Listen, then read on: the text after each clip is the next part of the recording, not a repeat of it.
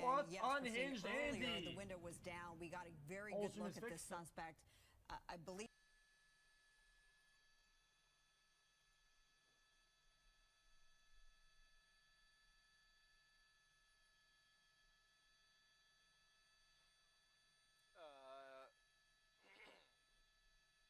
Okay.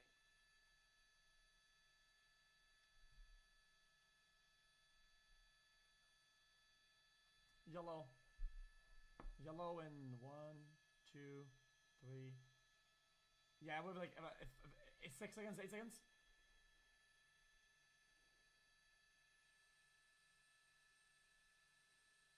That's good. It's good. I got it. I got it done. No, it was 4 plus another 3 and 4. Oh no! Oh no! I thought it was gonna. I think he's leaving for another car. Copy. Yeah, definitely is. Hey! Nothing on FM4.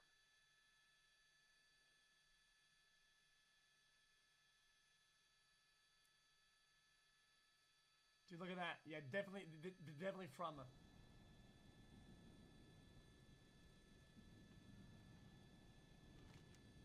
Oh, hell nah.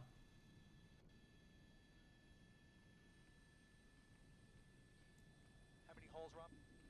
4.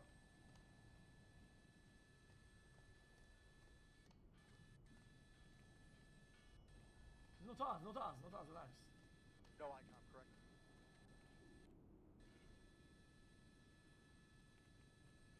I've got the two-way off.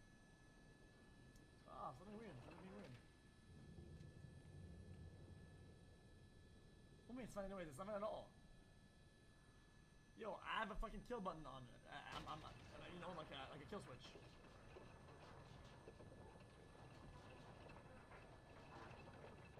Sorry, bad wording. Sorry, bad wording. It's called a kill switch.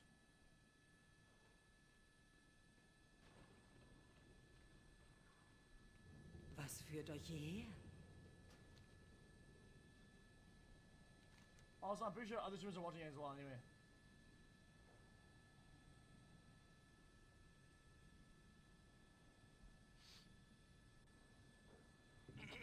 I'm trying to connect on my phone. Chat, are they doing the due diligence like I am or not?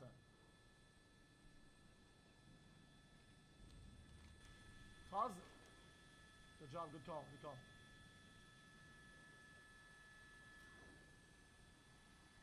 You're not?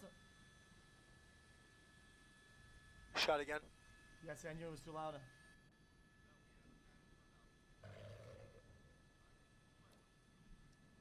Wait, I didn't.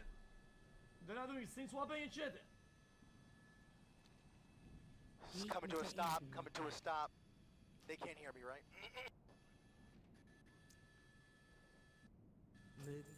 Don't be causing if they are or not.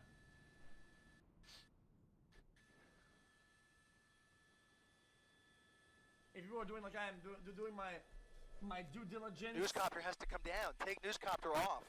Swapping and shit, y'all. Newscopter has to come off until we come down.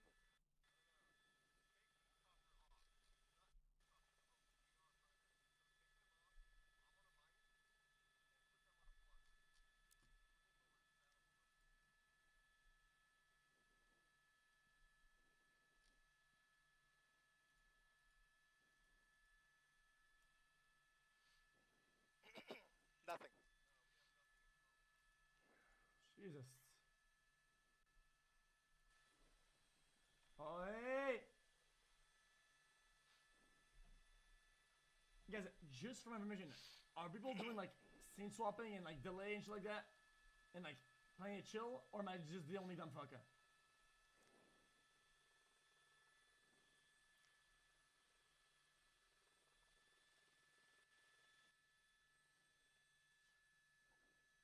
Any cops behind them? They're all following, okay. They're dumb? I'm being responsible, I don't give a fuck. Doing the right thing is all that matters, fuck it. I don't give a fuck, I don't give a fuck, I don't give a fuck. Fuck other people, you know what? I don't know why I even ask. Can somebody text me a number to, maybe I could try dialing in?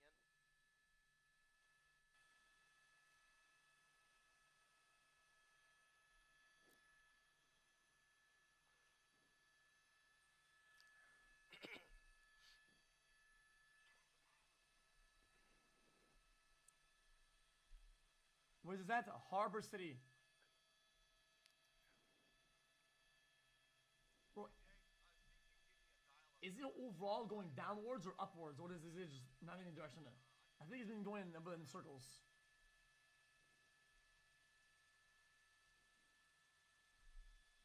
Oh shit!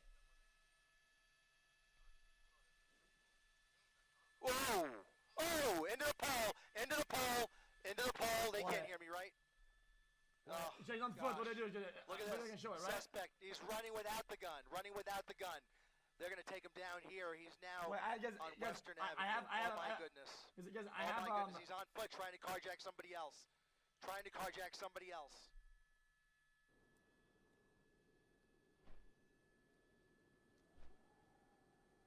Whoa. Oh, damn, he hit his head.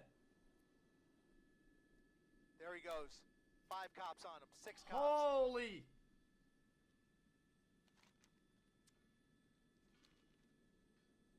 Holy. Busted. Is that necessary? Fuck yes it is. I don't give a fuck. Bro.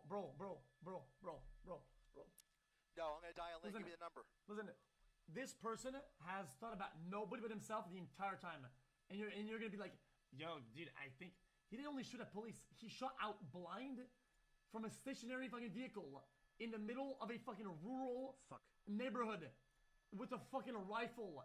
That shit pierces walls like paper, dude. Dude, we don't even know if he killed anybody. This thing could have had like multiple kills at this point. Fuck me on about.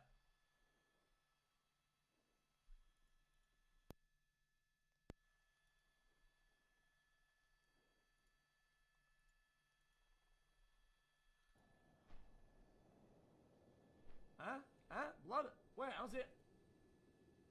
Safest large What are you talking about? What are you talking about?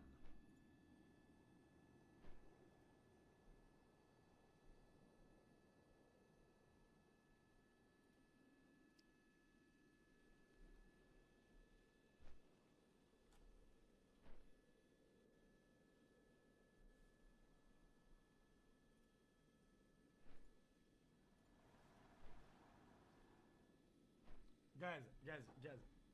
We saw him pull out of a fucking drive-thru. Wanted to save my Yeah, Nick resub Lizzie. for a good Relax, TTS, but after getting 6 fucking ads in a row, I changed my mind. Guys, lol. he crashed into Glizzy, bounced up and down. You didn't see it.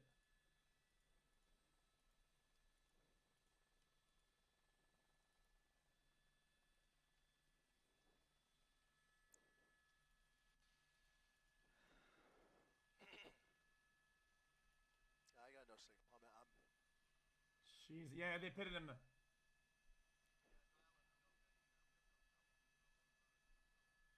Bro running FR.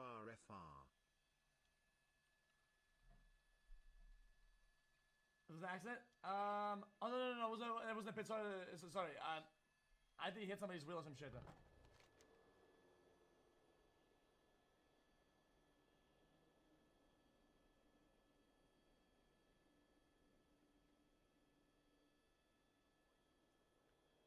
Jesus, man. One's on 5. I was gonna cut him off.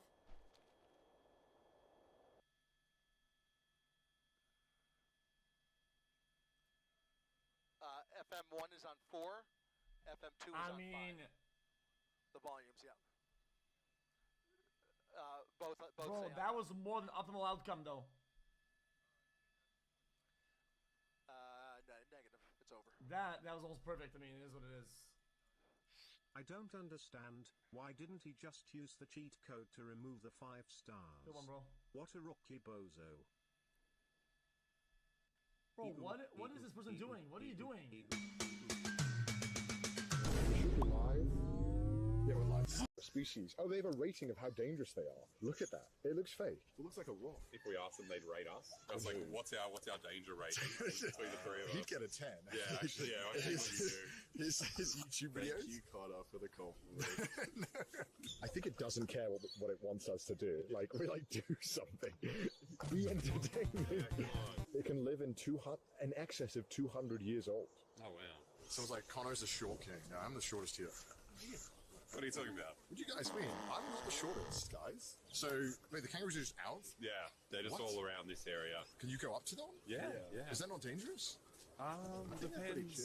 You just got to pick the right kangaroo. They look like they are just vibing. I don't think they give a that you're here.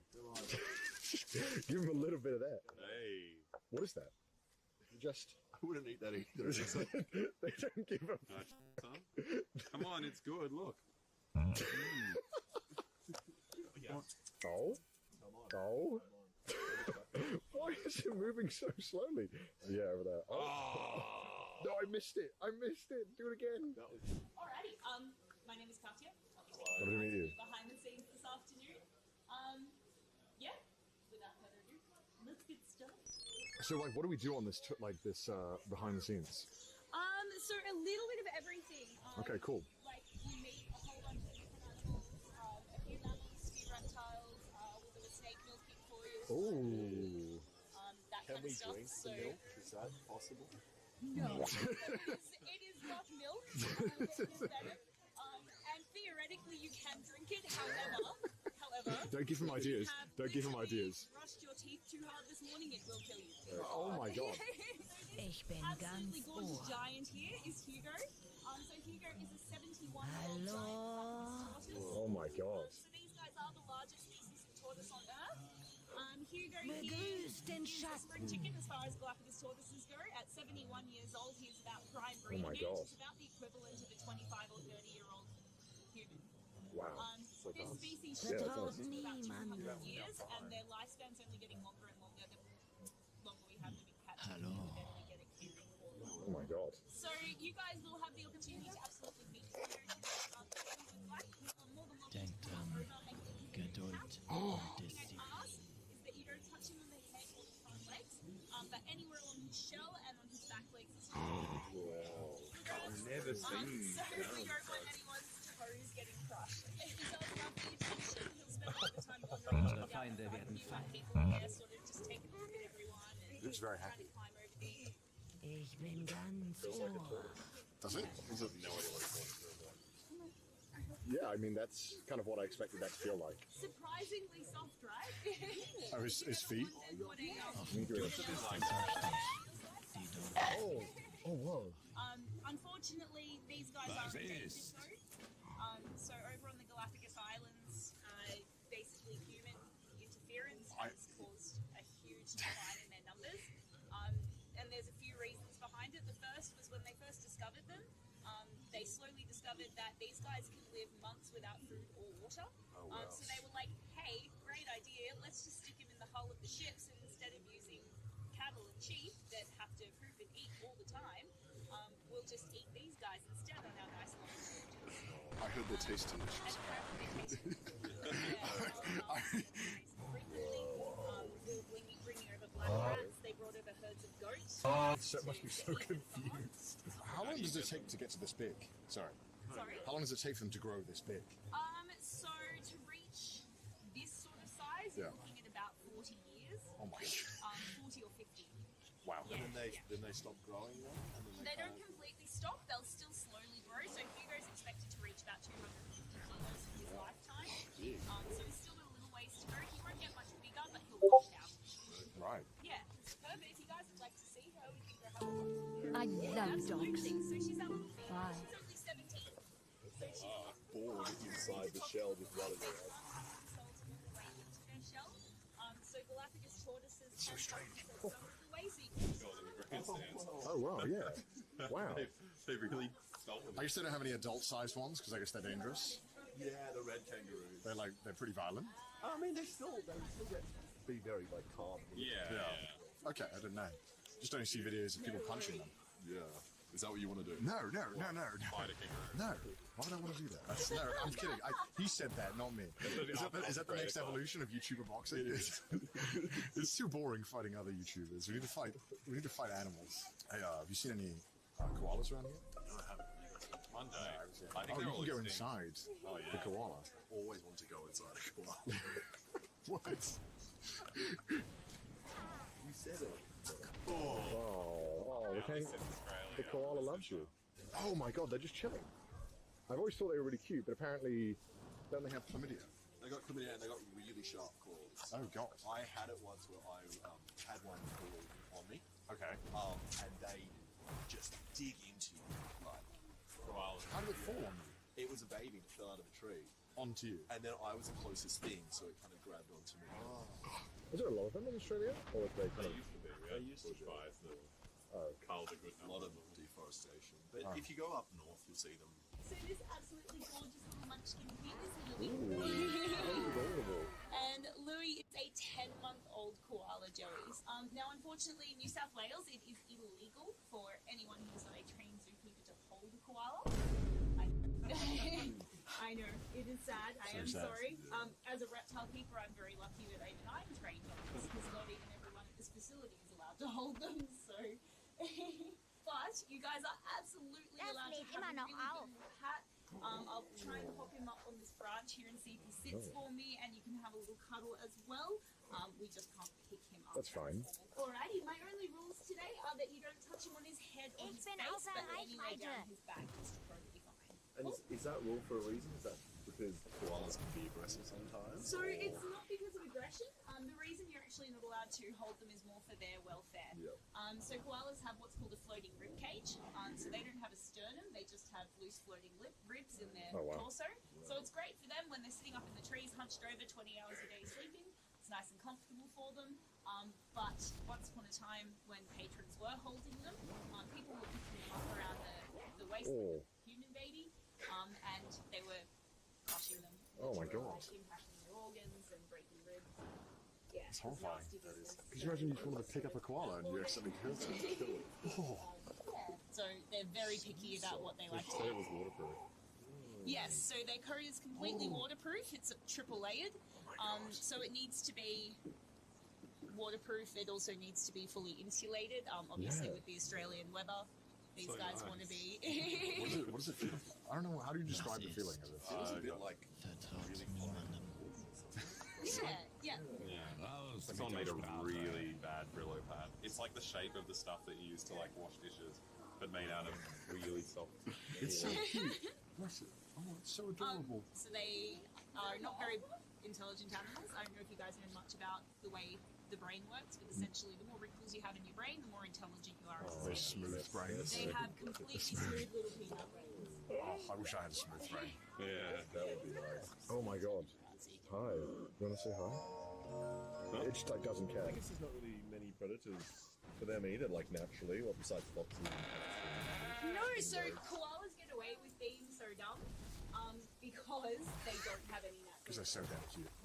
They actually don't serve any ecological niche at all. They don't do anything. They don't do anything. They don't provide any nutrients to the environment via their fecal matter. They don't keep eucalyptus numbers down. They don't provide any major food source for any other animal. They literally just exist to sit in the trees and look cute. I like Oh, this that's animal. great. That's pretty good, yeah. All of the branches that you guys can see in each of these enclosures have to be changed every single day. What? Because they only eat what's called the tip of the leaf.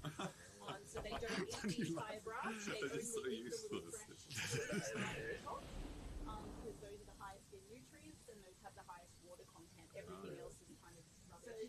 Why are they so picky? They don't do anything. I think it's one of those animals that want to die. They want. If they weren't cute, would we have helped? We wouldn't, You know, like keep them No, around. if they looked like a salamander, nobody would have done anything. I'm glad to hear you admit. I love how this one over there is like posing like it's for an album. It's Yeah, like, very pensive. Suffering with success over there. They just So look they just dumb by the way they naturally look around. know. Like usually animals, they look with the purpose. They hear the voice and they're like this. He just goes, So, ready boys, ready? yeah. koala face the other way. Come on. What's over here? Go, go, go. You're so dramatic. Where are you going, buddy? He's like, no, fuck this. So dramatic. Thank you, sir. So baby koalas don't have the ability to digest eucalypt. It's still toxic to them. So they eat the mom's fecal matter, and that's a process called papping. But it's coated in like a special oil, basically. So it has to be from a lactating female. So yeah, if we're hand raising a koala, we have to go out and collect that from another female to give to the baby. Ich diene der Banshee. They really made it really complicated to survive. This is a strange animal. They really tried their hardest not to live. Does the koala have a bit of a smell to it? Yes, I can absolutely. smell that. It's like, Can I smell it? Yeah, go Or for is it. that just your hand? That's Ooh. the It smells. Is that eucalypty? Is that... Yeah, so it is kind of eucalypty. When they're candle. little, it's actually not too bad. The males have definitely a stronger so smell than cute. the females. It just doesn't care about anything, does it? such narrow eyes as What? well. So do they do anything for fun? Are they got any hobbies? They literally sleep, eat, and mate. Do they have That's a Twitch it. channel? Is that what you're All right, that's good. Thank you. So cassowaries are considered to be the deadliest bird in the world. They have been responsible for a total of 3 human deaths. Yeah, absolutely insane. God. It's more than any other bird on the face of the planet. Now, you guys are more than welcome to come over this side of the fence. We are Yeah. just down here. The only thing I'll ask is that you try to keep at least some arms distance away from the fence. Okay. Cassowaries Scary. are Oh, let's have a look. All right, here we go. Wow, look at that. He wants to fight. He does. Can you see he looks intelligent though? The way He looks intelligent. it's smooth. Like, wow, look at this guy. How many grooves are in this dude? It did look like it was squaring up. It looked like it looked like it was about to throw hands. Do you reckon I should Do they get lay down like this? Give it a mean right hook. Here we go. I get to eat a grape as well. We get to feed the cassowary. Whoa. No way. They look pretty because like the beak looks like, and the little what is it? I don't know what you call it. Thing on its head. The hat. All right, let me get this in shot. All right, go ahead. Come on, mate. Side of Do you like a grape? Oh, good aim. Pretty cute. He's really gentle, isn't he? Good, yeah. Absolutely. Here you go. Oh, yeah, he's so gentle. Then it chucks him back. How beautiful are his eyes? No, you're hoping Yeah. Yeah, exactly. Right? Oh, that's so crazy. Oh my god. He just wants the grape. behavior is based off of like nest building. So the males will actually How is it dangerous? Apparently it's a dangerous bird. It's the most deadly bird. Yeah, it's killed 3 people. And so much eye contact as well. It just follows you. Because he's got a grape. He's got a grape. It's staring only at the grapes. It just doesn't. He's like, It could so not give excited a about it. heck that we're here. Oh, he's 1 by 1. Oh. Uh-oh. Is he going to get out of the water? Now, is it going to go in the water? Oh, it is. Oh. Oh no. Oh no, he's trying to get it. Oh no. You're going to drown the bird. I didn't mean to. It was an accident. You're going to kill the I bird. didn't mean to. So cassowary eggs are particularly stunning as well, which is why people try to steal them. They're about this big and bright green. Absolutely stunning. Eggs are about, yeah, I think Oh, look, you can see the feathers now. Like, Yeah. Yeah, that's spread out. Okay, there are no more grapes. Yeah, it can tell. It can tell there's no grapes. What's in here? Should be frogs, right? But there's no frogs. what do you expect them to just be swimming on the surface for you to see? Yeah. There's so many birds. Why do they have so many caged ones? It isn't. Whoa, that's so beautiful. These are everywhere around the suburbs. The rainbow You lightning. saw them before, just flying around. Yeah, I did. I saw a lot of the what are the yellow-headed things? Oh, cockatoos. Cockatoos. I saw a bunch of those just chilling. Yeah, that's so amazing. You guys enjoyed everything so far? You guys like the koalas? I enjoyed the koala a lot. It was really cute. It's kind of sad to hear how dumb they are. Kind of hope they had a bit more going for them. It kind of seemed like they were just kind of inting. They were running it down mid, but with life. I respect it in a certain sense. You know, they don't want to conform to societal needs. Who needs to do stuff? I can just exist and be really picky, and someone else will take care of the problem for me. Oh my god, there's a bird. That's so cute. It doesn't look like a real bird. It looks like a cartoon bird. Come here. Come here. Come here. Yes. No, come back. So true wildlife here in Australia. Some really impressive stuff I've seen so far. Let us go inside. Oh, the bird.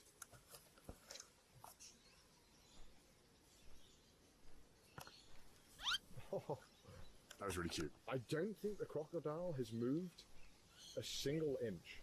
It's just sitting there. Monkey came to Australia. Who let him in? You guys have monkeys, right? I'm sure there's some monkeys in Australia. There's monkeys everywhere. Australia has no monkeys. No native monkeys. But I'm here now, so the population has gone up a little bit. The crocodile still hasn't moved. When we went in there, I'll describe it to you what it looked like. We went in there, and there was like danger, spiders everywhere. It was like danger, and there was a bunch of spider signs, and there's a bunch of cloth covering 500 spiders in the room. Apparently they were alive. So there's 500 spiders just in this tiny little office space, like a Japanese living room size. Tiny, nothing, not even livable. And there was just so many of them. And they were just telling us about how dangerous they are and how they could kill us. Meanwhile, these birds keep coming near me. They're really goddamn cute. Who made them so cute? Oh, well, we're going this way. Okay. Yay!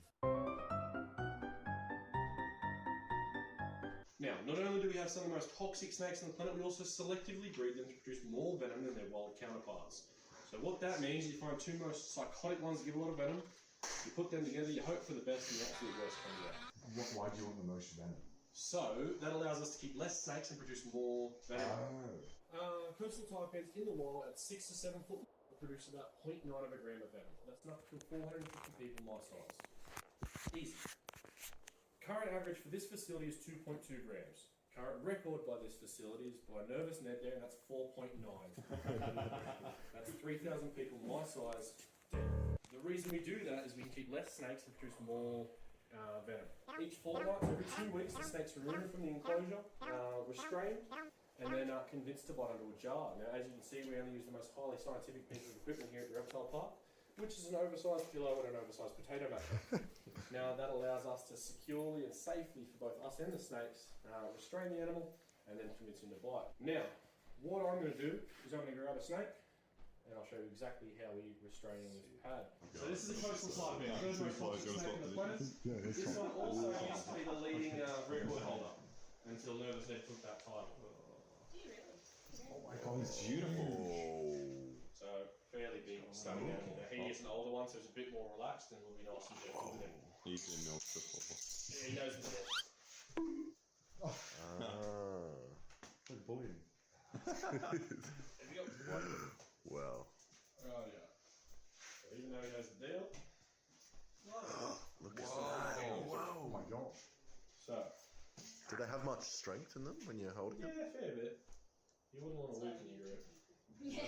So, finish the target. See you lock on. Ready, steady. There we go. Oh. So you're coming nice and close now, guys. Just don't touch me.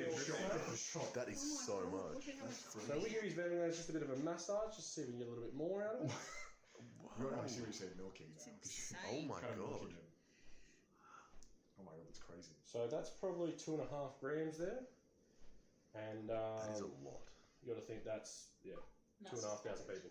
Holy. Or 2,000 people. Oh my god. I think watching them milk the snake made me more thirsty than not. They made me thirsty. What does that say about me? I saw the snake shoot all the liquid in, and I'm like, I'm gonna drink something.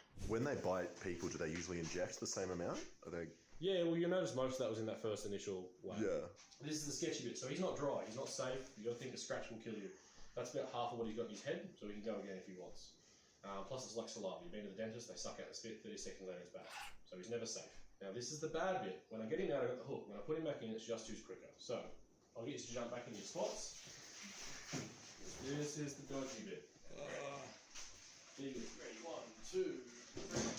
Oh, sucks. Yeah, oh, you have to. Wishing for the best. Oh my god. So if you had a little cut on your hand now and that got in there. Yeah, let's have a shot. Yeah. Now, different snakes give different amounts of venom. Shut up. For example, king browns, that's from about 8 snakes. Nice and bright yellow. So different proteins, different colour. Tiger snakes, substantially less, so that's from about 30 mil. Eastern browns, second most toxic snake on the planet, give absolutely bugger all. That's from 23 snakes. Wow. Oh wow. Oh my god. Now, Efficient. yeah, it sucks. One free photo with a python, koala, or alligator. Here you go. Our choice. Oh, we're going for the python. Which one's the line for the python? I think it's over there. Should we go here then? Let's do it. Yeah. You want all your gear in the photo as well? Yeah, can I have it in the photo? Yeah. Can I give you my picture phone? Alrighty. Oh, you got a camera as well. Oh, you got a camera? Oh. It's live. Yeah, we're live streaming. Alright. Put me on. Put it on. Like this. Who gets the snake head? Oh, I got a... Oh my god. Oh, it's so slow. How does it feel? How does it feel? Smile up here at me. Oh my god. You look like a drug lord with that. He just doesn't. You're about to like start an empire. Yeah. Oh my god! Oh, it's so heavy. Through there. So bring that hand out. Okay. Yeah, I'm on top. Okay, I'm on top. Yeah, like that. That's just gonna sit there. Oh my god! Oh my god! It just feels like one giant muscle. Pretty much is. This is crazy. How would you know if it's about to kill you or try to? You only have a couple of seconds, and then everything would go black. What? Oh, that'd be such a good clip. Oh, success! How did you convince it? Yeah, true. You think maybe they're short-sighted? He looks so lazy. Lick my hand, young man. Yeah, I'm gonna get a selfie with you. Oh, that's a good idea. That'll do great on Twitter. Can I get some as well? Yeah, let me. I'll just hand me the second helping. This feels sketchy. He's more interested in the tree than you. Here we go, oh, here we go. Does it look like he's killed me? A little bit. Put it on my head. If I eat off my head. I don't think this is safe, but if you really want him to. Oh, that's awesome. But you need a bit more. Yeah, you need a little. Oh no! No, he doesn't want your hair. You just lose your hair. We should get a photo of all of us next to the kangaroo. Oh, that's so cute. Oh, it's so cute. Yeah, you want that. God, I just love food too. I'd be the exact same if someone came to me with like some walkers. Just someone comes to me at the convention. Here, he's pulls it on their head. Yeah, but eat me. We should have like the three of us doing the same thing. Are you gonna spoon the kangaroo? Yeah. You're gonna die. Don't spoon kangaroo. I don't know why he's doing this. What are you doing? This is awful. This. Yeah, put your hand on him. Yeah. No. What if he kicks you? He can't kick you from that angle. How's this photo look? You see the kangaroo? This is the dumbest thing I've ever seen. Australians be like. This poor kangaroo. Get one touch. Oh, it's got a little baby. Oh, you got a baby. You're a baby. What are you doing? Aussies are kids. It's a bit annoying. I love it says, who am I? Like it's like an existential crisis. It's just like.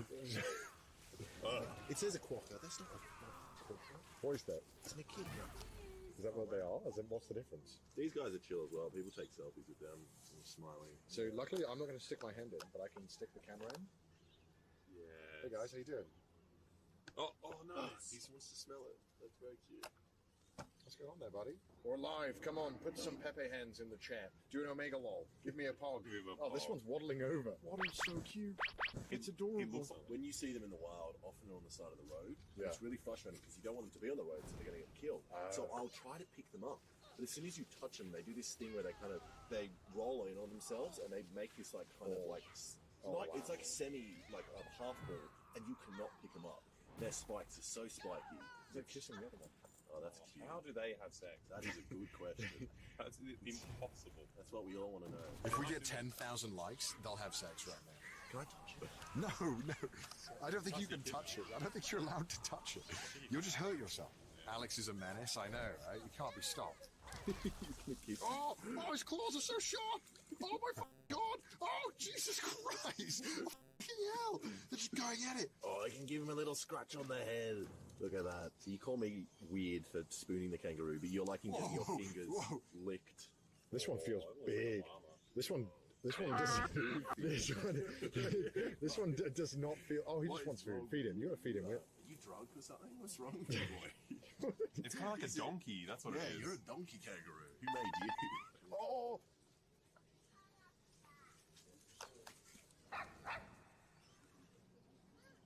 That's adorable. Its head's poking out. I see why Australians love them. Yes. Oh. Wow, it is like a prehistoric creature. It's big. Dude, why has it got so slow? Dude, its eyes. Oh, that is awesome. How could you possibly do Dude, that? Oh, it's going back there. Alright, that's lame. Let's Alright, let's go some food. Yeah, that's me. That's beautiful. I look miserable. You look so nice. There you go. Whoa. Yeah, that one's awesome. Whoa, That one's actually good. We look like we enjoy each other's company as well. Can you believe that? Aussie and a Brit? Good work. What's going on? All right, well, I guess, guys, thank you so much for joining. I guess we'll wrap it up there. Hope you guys enjoyed the stream. Yes. Any final closing words? Go and check out their channels. Boy and I did the thing. I should do the YouTuber outro as well. It's going to be a YouTube video. Yeah. Do you have an outro? No, you don't do an outro. I don't. I just say it just stop.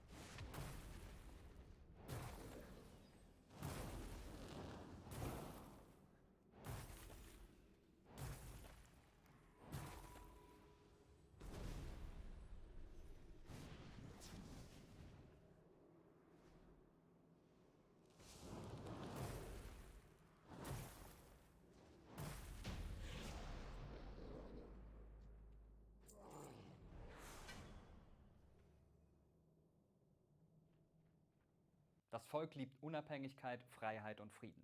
Aber angesichts der Aggression ist es vereint aufgestanden. Unsere gerechte Sache wird mit Sympathie und Unterstützung von den Menschen auf der ganzen Welt aufgenommen. Was meint ihr? Wer hat diese Sätze gesagt bzw. geschrieben? Und wann? Klar, die erste Antwort ist wahrscheinlich Volodymyr Zelensky, der Präsident der Ukraine, dessen Land Ende Februar von der russischen Armee angegriffen wurde. Aber das ist falsch. Diese Sätze sind schon älter, und zwar deutlich älter. Geschrieben wurden sie im Jahr 1967, am 15. Februar. Und der Autor ist Ho Chi Minh, damals kommunistischer Präsident des Nordvietnam. Und wenn ihr euch ein bisschen mit Geschichte auskennt, dann werdet ihr auch wissen, welches Land er beschuldigt, Aggression auszuüben, nämlich die USA. Einige Zeit zuvor hatten die USA einen Angriff auf Vietnam gestartet. Genauer gesagt, einen Angriff auf ein völkerrechtlich souveränes Land. Und das nicht zum ersten und letzten Mal in der Geschichte. Angriffskriege der USA. Darum geht es in diesem Video.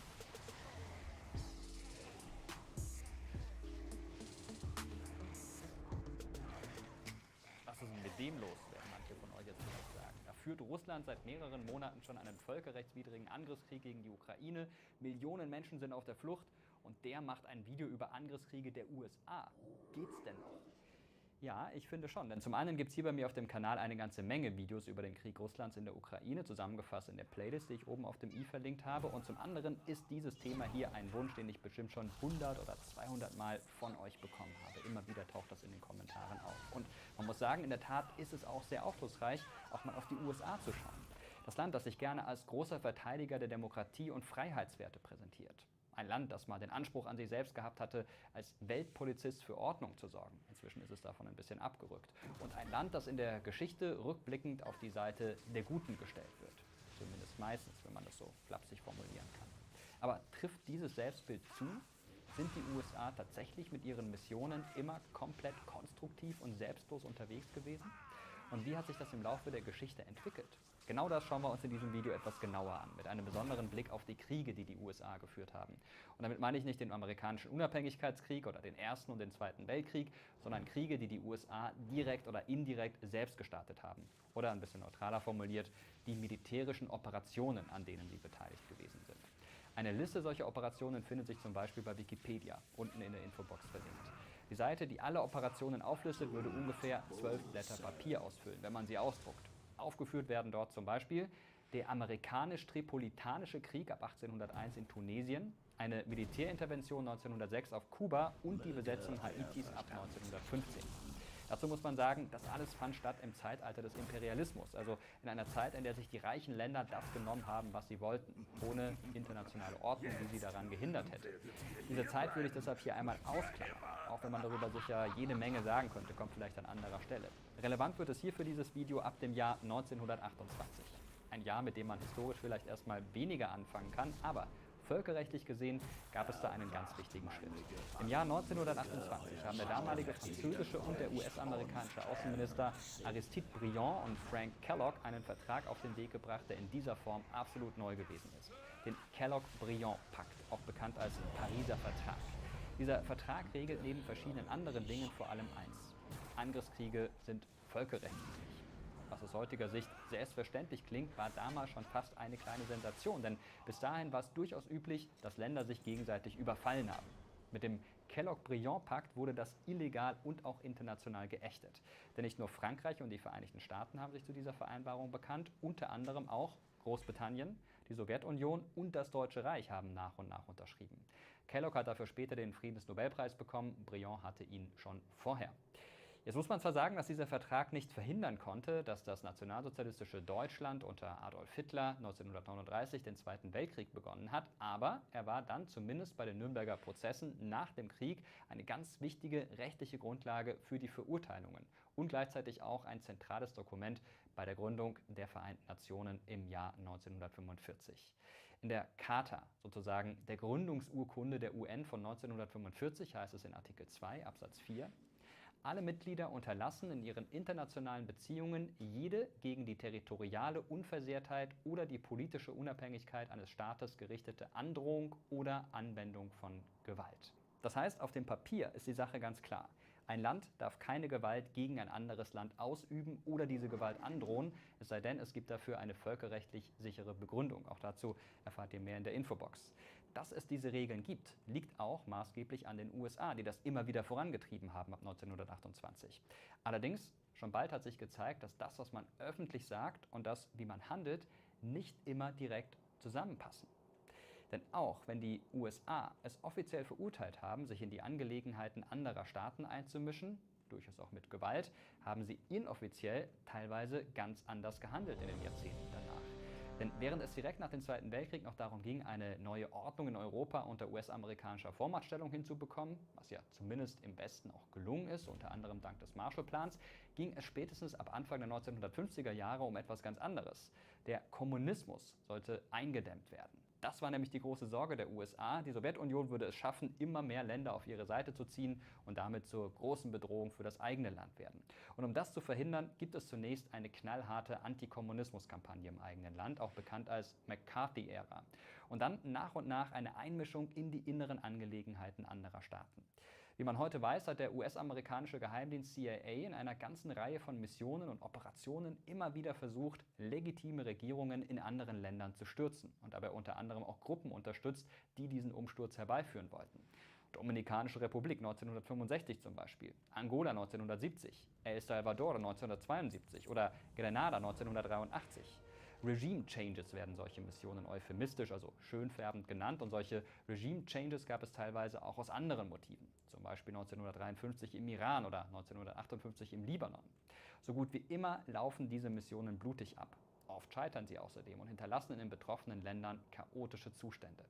Allerdings, das muss man auch sagen, Angriffskriege, bei denen die USA andere Länder direkt überfallen, sind das noch nicht. Das sollte man nicht verwechseln. Aber auch hier gibt es Beispiele. 17. April 1961. Das ist der Tag, der aus Sicht der USA in die Geschichte eingehen soll. Als ein Tag, an dem die Insel Kuba vom Kommunismus befreit wird, aus Sicht der USA. Auf dieser Karte hier könnt ihr sehen, wie nah Kuba an der Küste der USA liegt. Und dass dort unter Fidel Castro eine kommunistische Regierung an der Macht ist, die eng mit dem Feind Sowjetunion zusammenarbeitet, ist für die US-Amerikaner ein riesiges Problem. Heimlich werden deshalb Männer aus Kuba angeheuert, die aus dem Land geflohen sind, und diese Männer werden von der CIA zu einer Söldnertruppe aufgebaut und auch ausgebildet. Die Mission ist ganz einfach: auf Kuba landen, dort eine Art Brückenkopf herstellen und dann eine von den USA gesteuerte Exilregierung ins Land holen. Diese Regierung soll die USA um Hilfe bitten und dann darf Amerika völkerrechtlich offiziell Kuba angreifen. Man wurde ja um Hilfe gebeten. Weil das aber alles nur inszeniert ist, ist ganz klar, hier versuchen die Vereinigten Staaten verdeckt einen Angriffskrieg gegen ein Nachbarland zu führen. Das Problem dabei ist nur, die Söldnertruppe ist zu schwach. Der Brückenkopf kann nicht entstehen, die Invasion in der Schweinebucht auf Kuba scheitert. Kuba wendet sich in der Konsequenz noch enger der Sowjetunion zu. Die stationiert schließlich Atomwaffen auf der Insel und nur um ein Haar entgeht die Welt rund 1,5 Jahre später einem Atomkrieg. Dieser Angriff der USA scheitert also. Ein anderer läuft dafür aber zunächst ganz erfolgreich an. Anfang August 1964. Die USA behaupten, Schnellboote aus Nordvietnam hätten im Golf von Tonkin aus dem Nichts 2 Kriegsschiffe der US Navy angegriffen. Und darauf müsse man reagieren. Nachdem die USA schon in der Zeit davor den Süden Vietnams logistisch unterstützt hatte, mischen sich die Amerikaner jetzt ganz direkt in den Krieg ein. Ein Krieg zwischen dem kommunistischen Norden und dem demokratischen Süden des Vietnam. Offiziell geht es um Menschenrechte, Demokratie. Inoffiziell wollen die USA auch hier die Ausbreitung des Kommunismus verhindern. Es beginnt ein Angriffskrieg, die größte militärische Operation für die US-Amerikaner seit dem Koreakrieg. Obwohl sie zeitweise mit rund 500.000 Soldaten vor Ort sind, gibt es allerdings keinen richtigen Durchbruch. 8 Jahre und unzählige Tote später ziehen sich die USA zurück und überlassen ihrem Gegner das Feld. In diesen 8 Jahren führen die Vereinigten Staaten einen Krieg, für den sie international scharf kritisiert werden, auch in Deutschland. Das Bild vom sauberen Sicherheitspolizisten wackelt ganz schön. Auch deshalb, weil die Soldaten der US Army teilweise brutal vorgehen. Mit dem Entlaubungsmittel Agent Orange werden ganze Landstriche verwüstet. Die Soldaten misshandeln Kinder, Frauen und ältere Menschen. Und immer wieder geht es nicht nur gegen den militärischen Gegner, sondern vor allem auch gegen Zivilisten. Bis zum offiziellen Ende des Kriegs in Vietnam 1975 sterben auf beiden Seiten, also Norden und Süden, insgesamt rund 350.000 Zivilisten. Knapp 900.000 Soldaten kommen ums Leben und dazu gibt es noch einmal 1,5 Millionen Verwundete. Die USA verlieren knapp 60.000 ihrer Kämpfer, 300.000 werden verwundet. Und am Ende gewinnt der kommunistische Norden. In diese Zeit fällt übrigens noch ein anderer Angriffskrieg der USA. Die stellen nämlich fest, dass in dem eigentlich neutralen Land Kambodscha Militärzentren der Nordvietnamesen untergebracht sind. Und um zu verhindern, dass von Kambodscha aus Nachschub nach Vietnam kommen kann, wird Kambodscha ab 1965 immer wieder angegriffen. Auch hier ohne eine völkerrechtliche Grundlage und auch hier ohne das Ergebnis, das man sich erhofft hatte. Ähnlich sah es übrigens in Laos aus. Man kann es nicht anders sagen, der Krieg in Vietnam ist für die USA ein Fiasko und eine Lehre für alle, die in dem Land danach das Sagen haben. Anstatt direkt Krieg zu führen, gehen die USA jetzt eher zu verdeckten Operationen über. Einige habe ich vorhin schon genannt. Der große Erfolg bleibt aber auch hier aus, zumindest nachhaltig gesehen.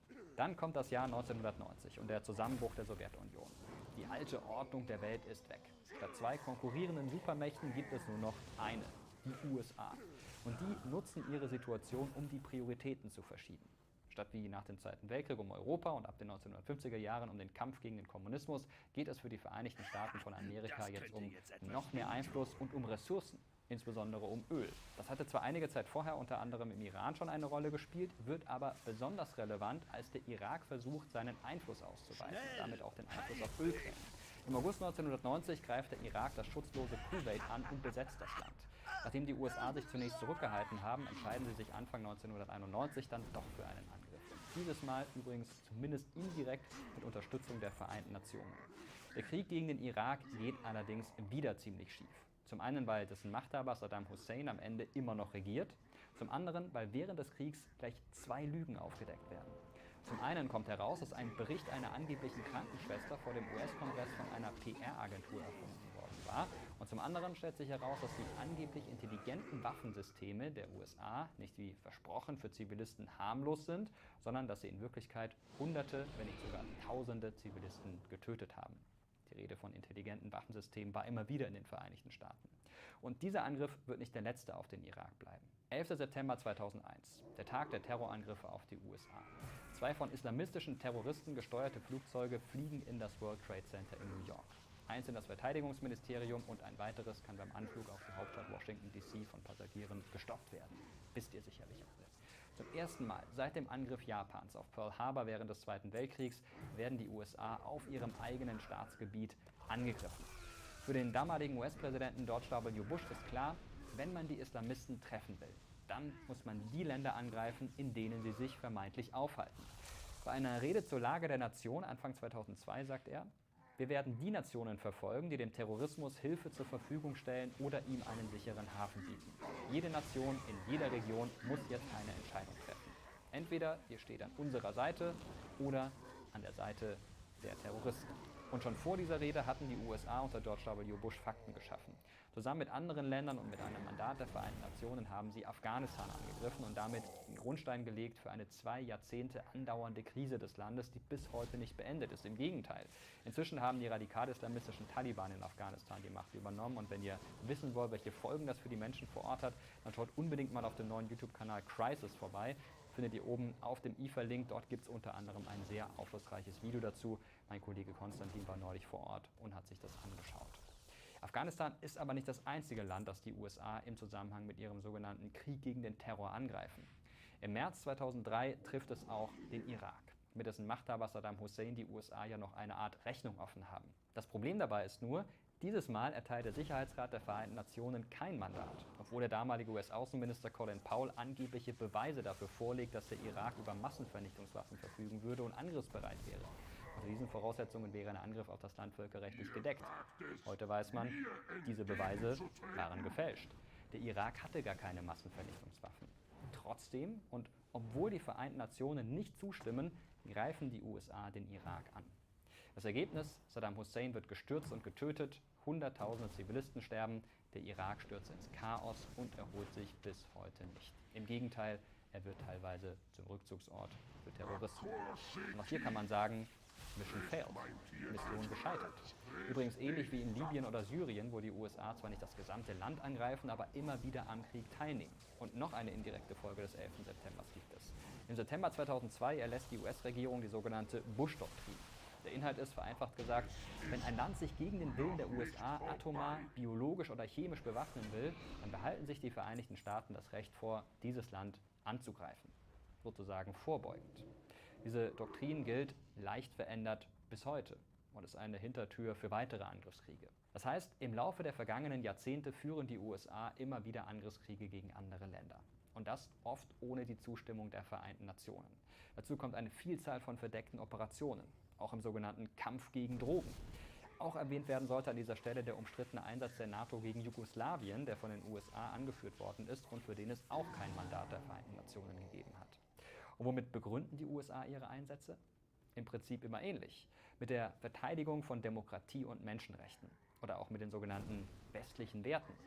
Und die spielen auch tatsächlich immer wieder eine Rolle. Das kann man gar nicht abstreiten. Allerdings, völkerrechtlich gesehen, haben es die USA in der Vergangenheit bei ihren Kriegen mit diesen Werten oft nicht so genau genommen und damit immer wieder viel Leid verursacht, auch durch Kriegsverbrechen der Soldaten.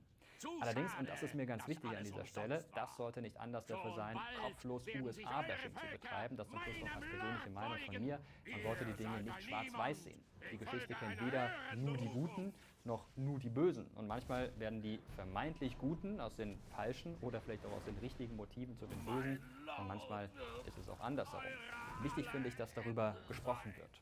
Offen, schonungslos und mit Fakten. Deshalb auch dieses Video hier. Was mich dabei interessieren würde, ist, wie bewertet ihr denn das Vorgehen der USA in der Vergangenheit? Und findet ihr, dass ausreichend darüber gesprochen wird?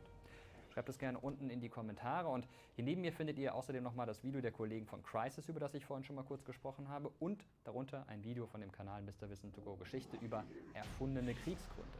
Invasionen, auch die USA spielen dabei eine Rolle. Schaut da gerne mal rein. Danke euch fürs Zuschauen und bis zum nächsten Mal.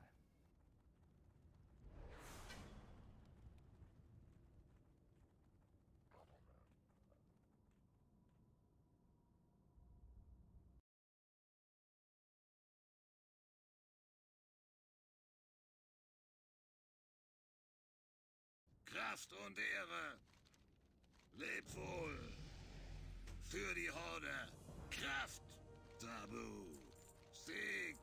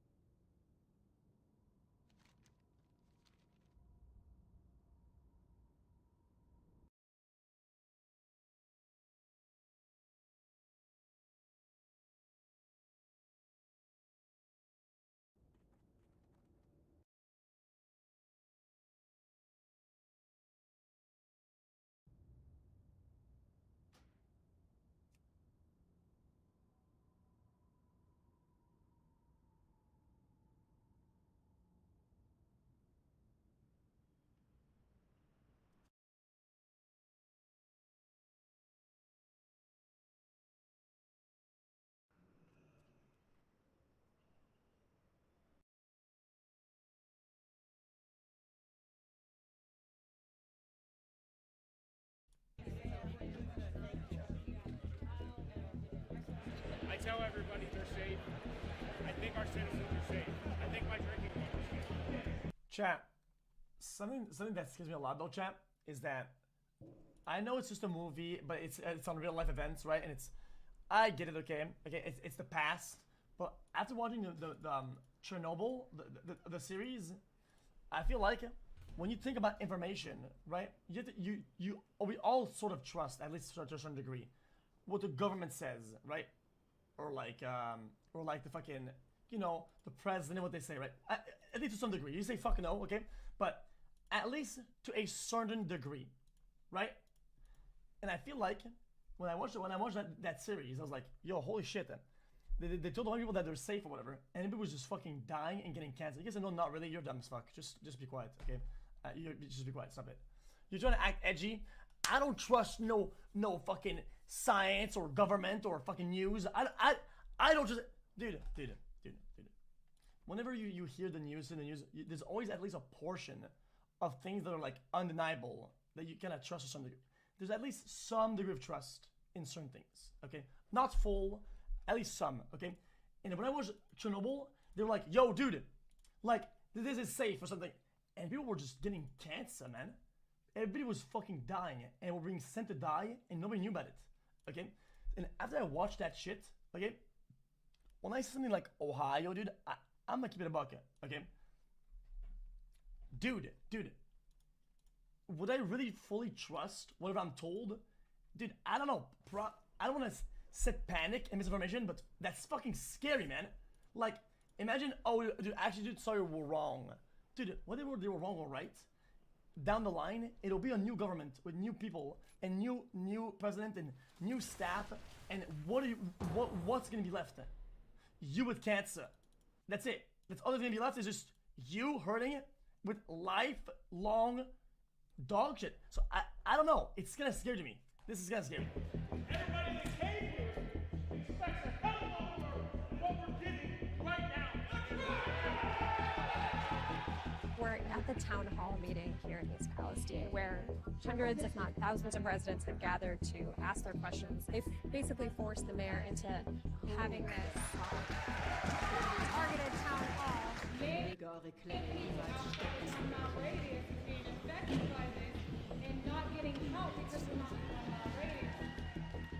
It's been almost 2 weeks since a freight train derailed in this small Ohio town, spilling hazardous chemicals and igniting a fire that burned for days.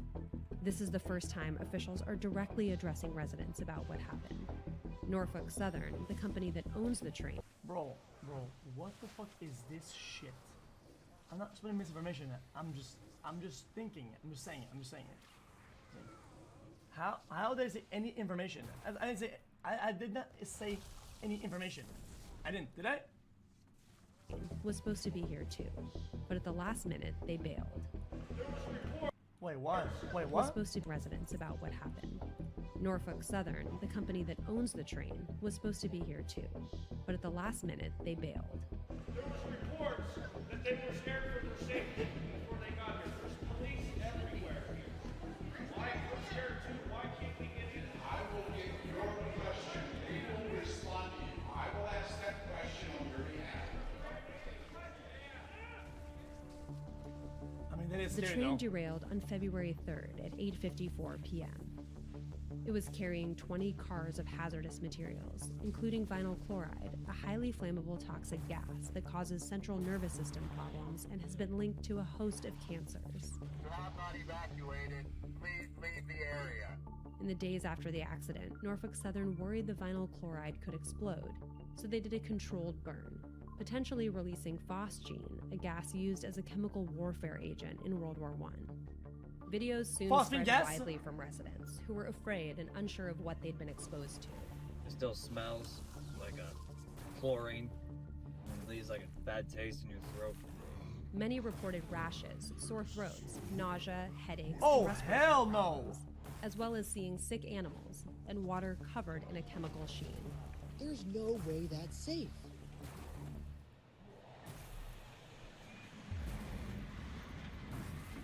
It stinks in here. Oh my god. I noticed the smell right away. Brother, that is so fucked. Zsuzsa Jenes lived less than a mile from the derailment. stripping the clear This cut is off the people's first cars. time she's been back home to let independent contractors hired by Norfolk Southern test the air for any harmful chemicals still lingering. The company has been working with the EPA to run these tests and has cleared over 550 homes in the area. It smells like a chemical concoction in here. I'm literally dizzy. Okay. Chat, but why did they though? I don't get it. Chat. And just a question. Whatever's in the air, right? If they're smelling right now, is it causing like possible permanent damage, or is it something that's like bad? But I'm just asking it. I'm not, because there are some things that are temporary, things that are like permanent. Like this is the decision between CO2 monoxide and dioxide. You know, it was deemed safe. Could absolutely be permanent damage. So, but why are they there? Like, guys, I hate to make a Chernobyl reference, but to me this feels like in the movie, you know, when they're like on site. But if you're on site, you're already dying, right? So these are like melee range. So are they taking damage the same way or not? Oh, I would not come back in here. Mm-mm. Not like this. It seems safe enough, huh?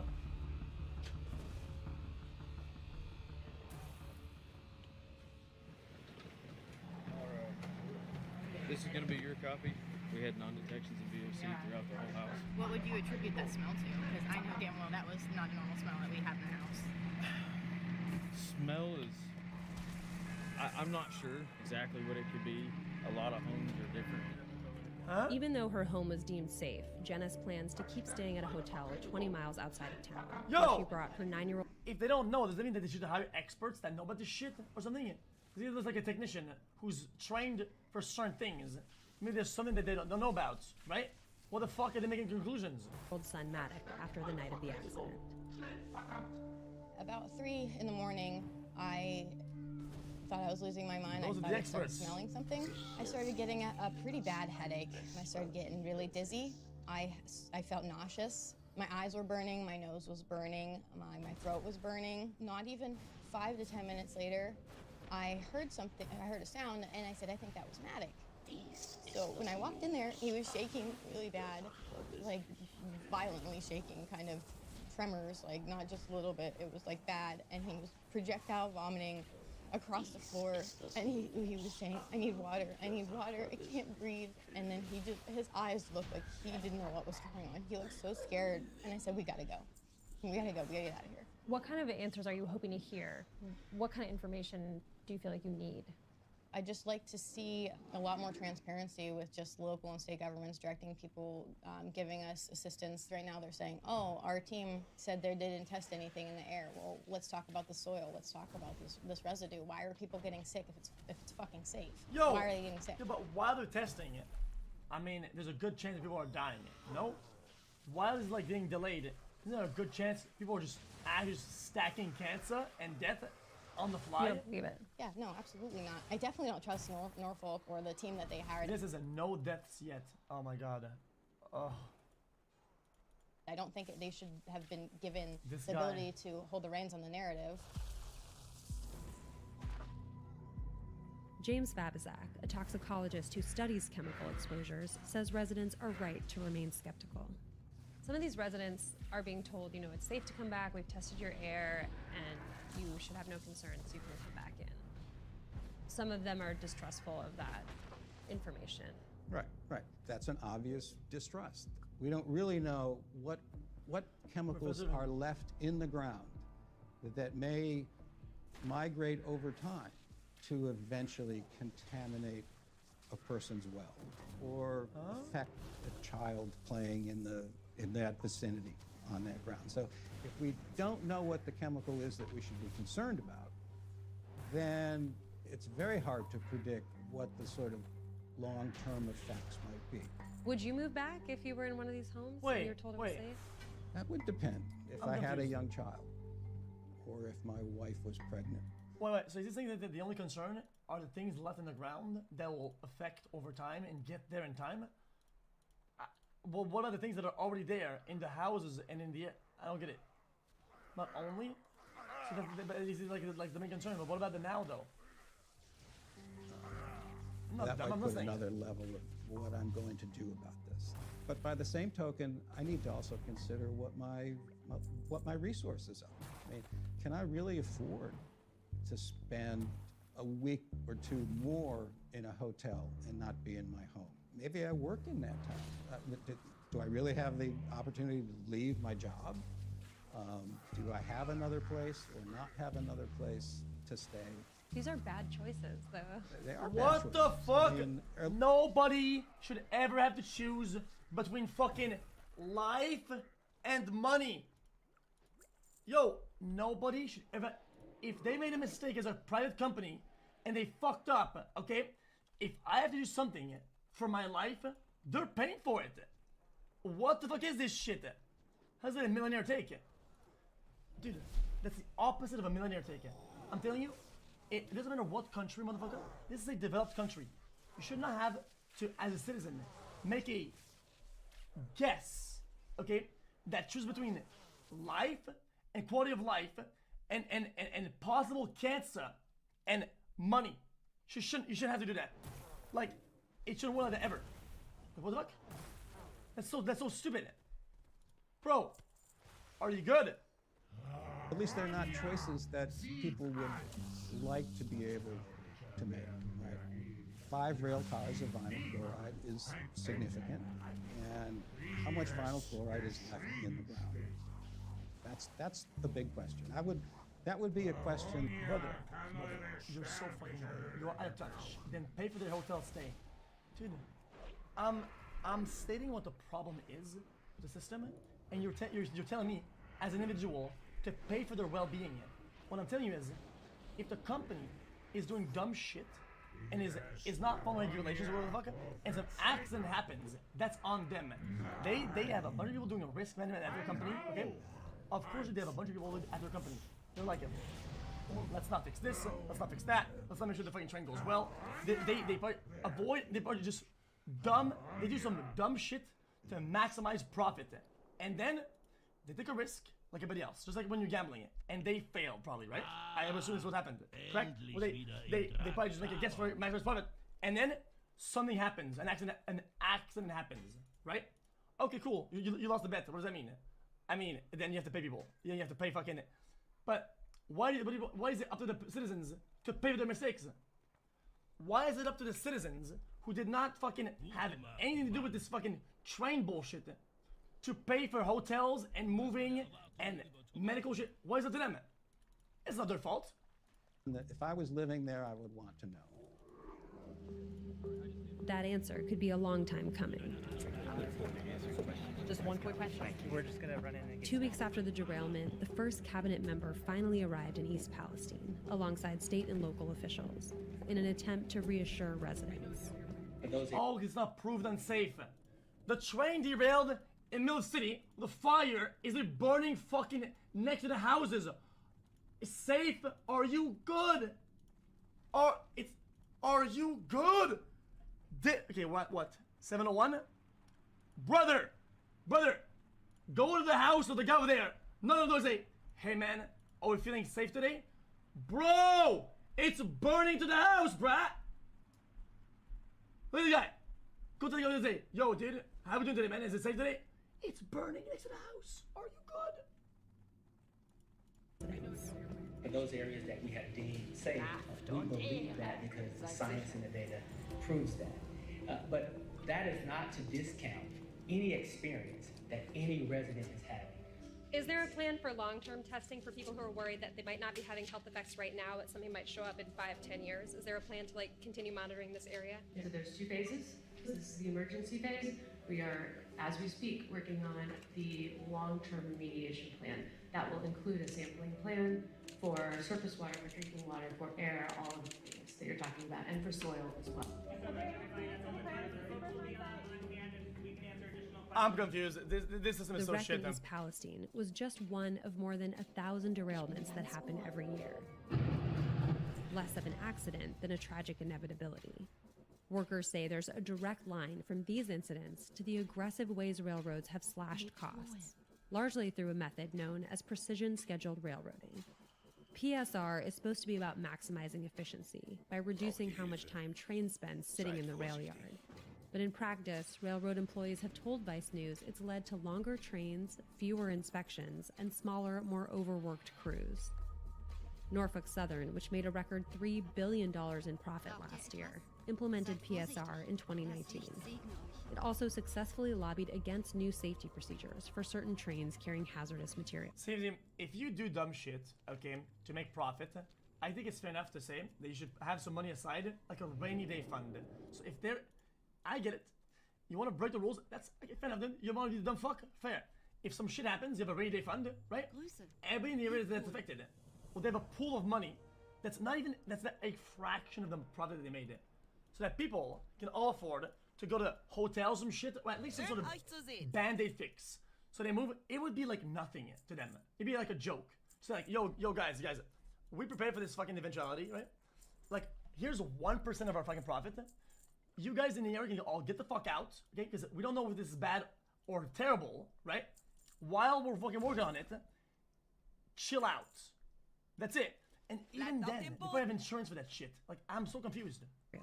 What am I missing? Scott Wilcox was a local. What am I missing here? What am I missing here? Locomotive engineer for Norfolk Southern for 18 years before he retired in July. The railroad's a tough place to work to start with.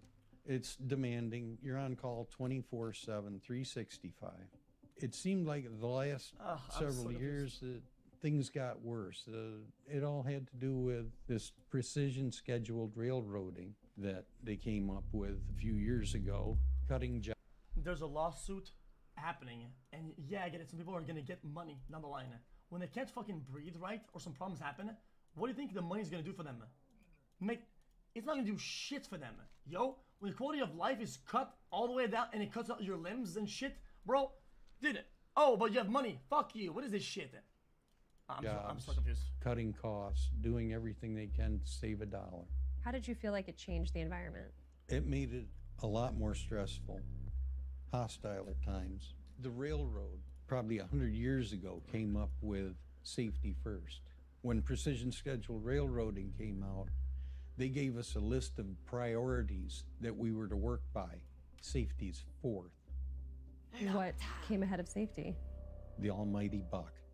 Efficiency, not delaying trains to do things that should have been done. With the cuts in staffing, there's fewer car inspectors. It used to be the car inspectors would have 5 to 8 minutes to inspect a car. How is it a rich person take? Now they're I'm down to something like 30 seconds a car. From 5 to 8 minutes to 30 seconds?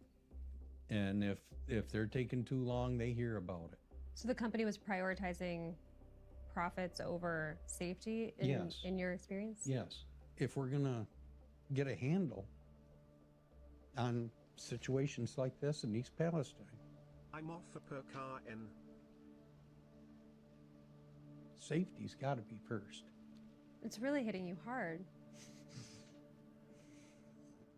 I'm a safety guy. So yeah, it does hit me hard. Take steps to start doing things in a safe manner. Funny how this is not the same thing with elevators, bro.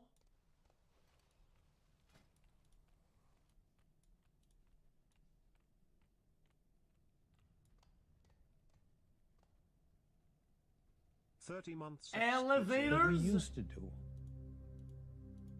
And quit worrying about the damn money. I don't get it.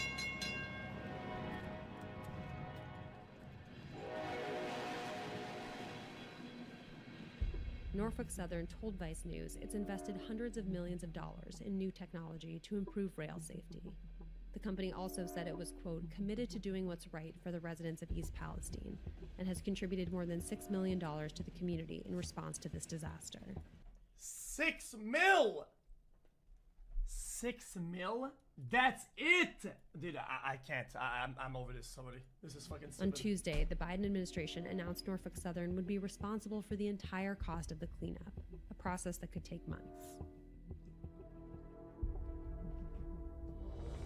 Time and money are tight, but I don't feel safe to go back.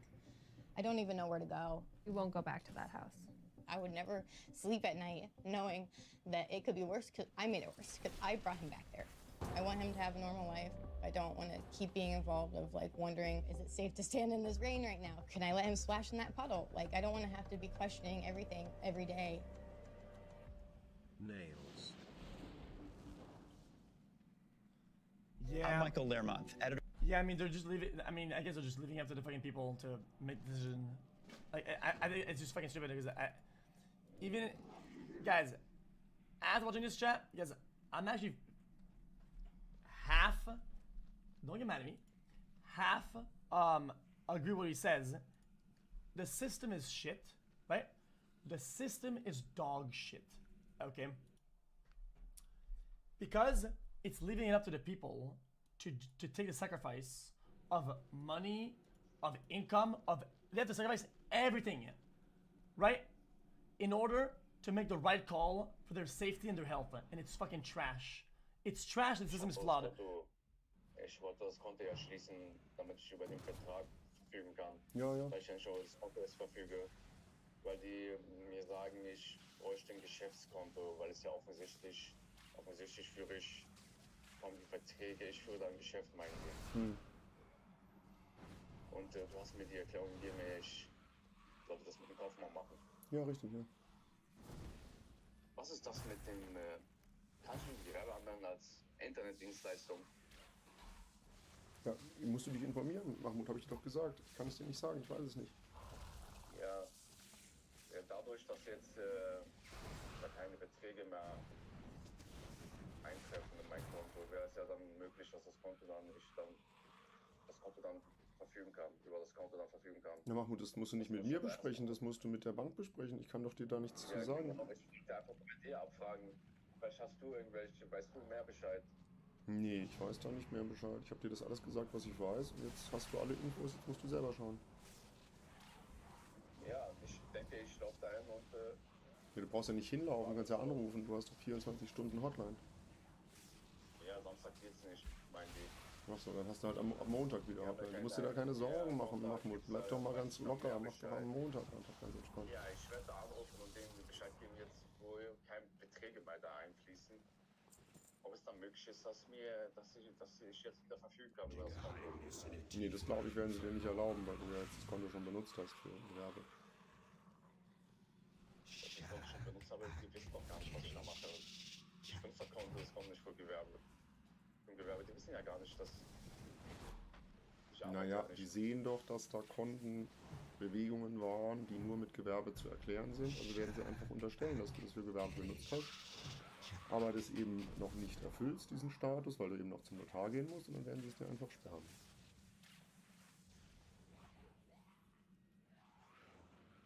Aha, die werden jetzt einfach, da gibt es keine Möglichkeit, ich muss das erklären, wo das ganze Geld Nee, das ist egal, ob du das erklären kannst oder nicht erklären kannst, die werden es dir einfach sperren. So denke ich, aber ich bin ja auch nicht die Bank, also ich weiß nicht, warum du mit mir darüber redest, ich mit der Bank darüber reden. Ist mein Dienst. Ja, die haben nur ein Problem, dass es kein Geschäft, die wollen mir auch kein Geschäftskonto eröffnen. Die haben es direkt abgelehnt.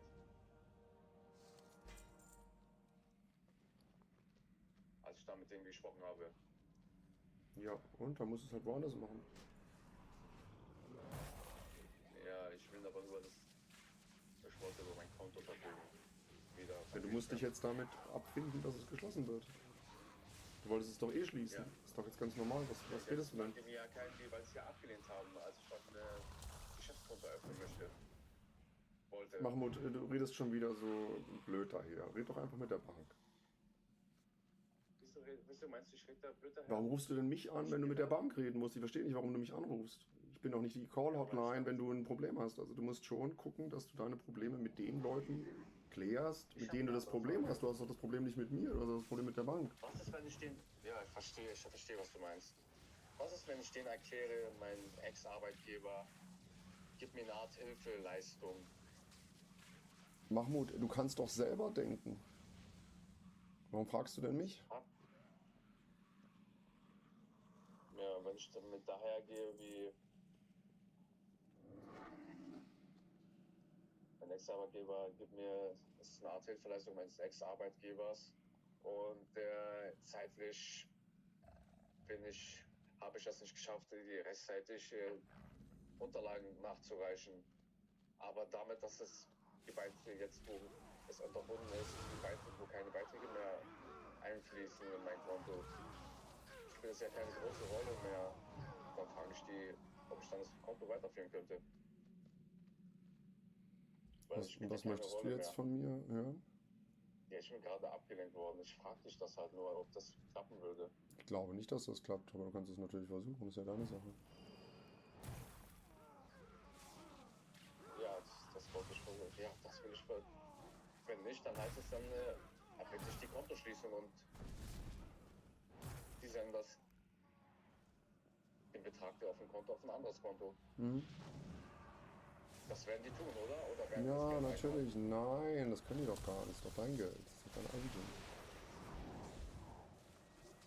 Mein oder deins? Nein, es ist dein Eigentum. Es ist auf dein Konto eingegangen. Klar, es ist effektiv mein Geld, weil du es für mich in Empfang nimmst. Aber es ist ja jetzt erstmal dein Geld, nicht das Geld der Bank. Mein Geld. Es ist ja dein Geld, so ist auf dein Konto eingegangen. Aber es gehört natürlich effektiv mir. Deswegen musst du halt gucken, die Bank wird dir das nicht durchgehen lassen, weil die Bank hat strenge Regularien. Wahrscheinlich hat Thomas da angerufen und wahrscheinlich hat Thomas Stress gemacht und gesagt, wir wollen nicht, dass Karl da irgendwie über Mahmoud da Gelder bekommt und deswegen machen wir da jetzt Stress und dann haben sie dir da wieder halt, genau wie mir auch, Stress gemacht. Ist halt so, so sind die halt dabei, die Nazis. Das ist sowas.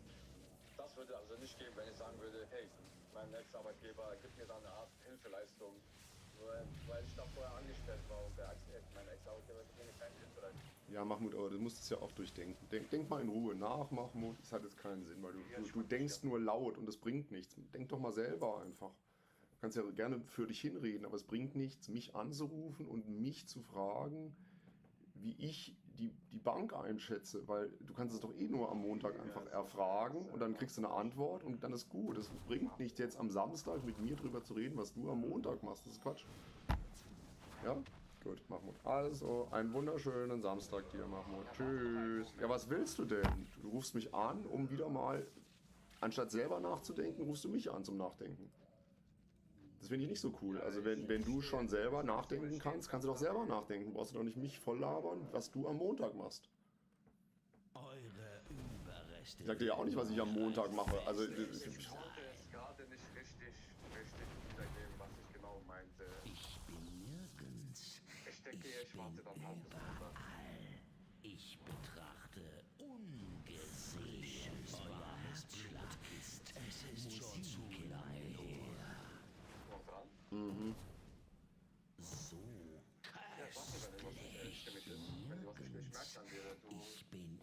Ja, aber nur, wieso hast du denn jetzt angerufen, um mir zu sagen, dass du am Montag bei der Bank anrufst? Ja, herzlichen Glückwunsch, aber das brauchst du mir nicht zu sagen. Es ist schon zu lange her.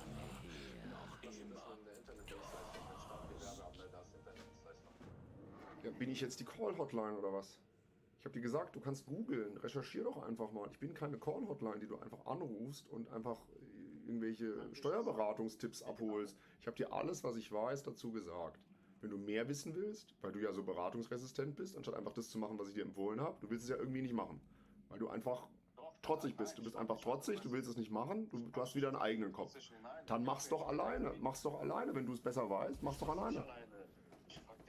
Ja, ich hab's dir doch gesagt, ein EK, ein eingetragener Kaufmann, ist der Weg, den du gehen sollst. So, dann sagst du immer wieder irgendwas von Selbstständigkeit. Ja, Mahmoud, aber die EK-Sache ist doch eine Selbstständigkeit. Du kannst dich gerne im Internet informieren über verschiedene Steuerstatusse. Aber ich weiß es nicht besser als das, was ich dir gesagt habe. Ja, es war gerade eine Frage. Ja, ich weiß es aber doch nicht besser. Ich habe es dir doch jetzt mehrfach gesagt. Ich habe dir alles, was ich darüber weiß, gesagt. Wenn du irgendwas recherchieren willst, bitte, dann steht es dir frei zu recherchieren. Ich kann dir nicht mehr dazu sagen, als das, was ich dir gesagt habe. Und ich werde für dich jetzt nicht anfangen zu recherchieren. Du musst es schon selber nachgucken. Ja, okay, verstehe. Gut, Mahmoud, dann dir einen wunderschönen Samstag. Tschüss.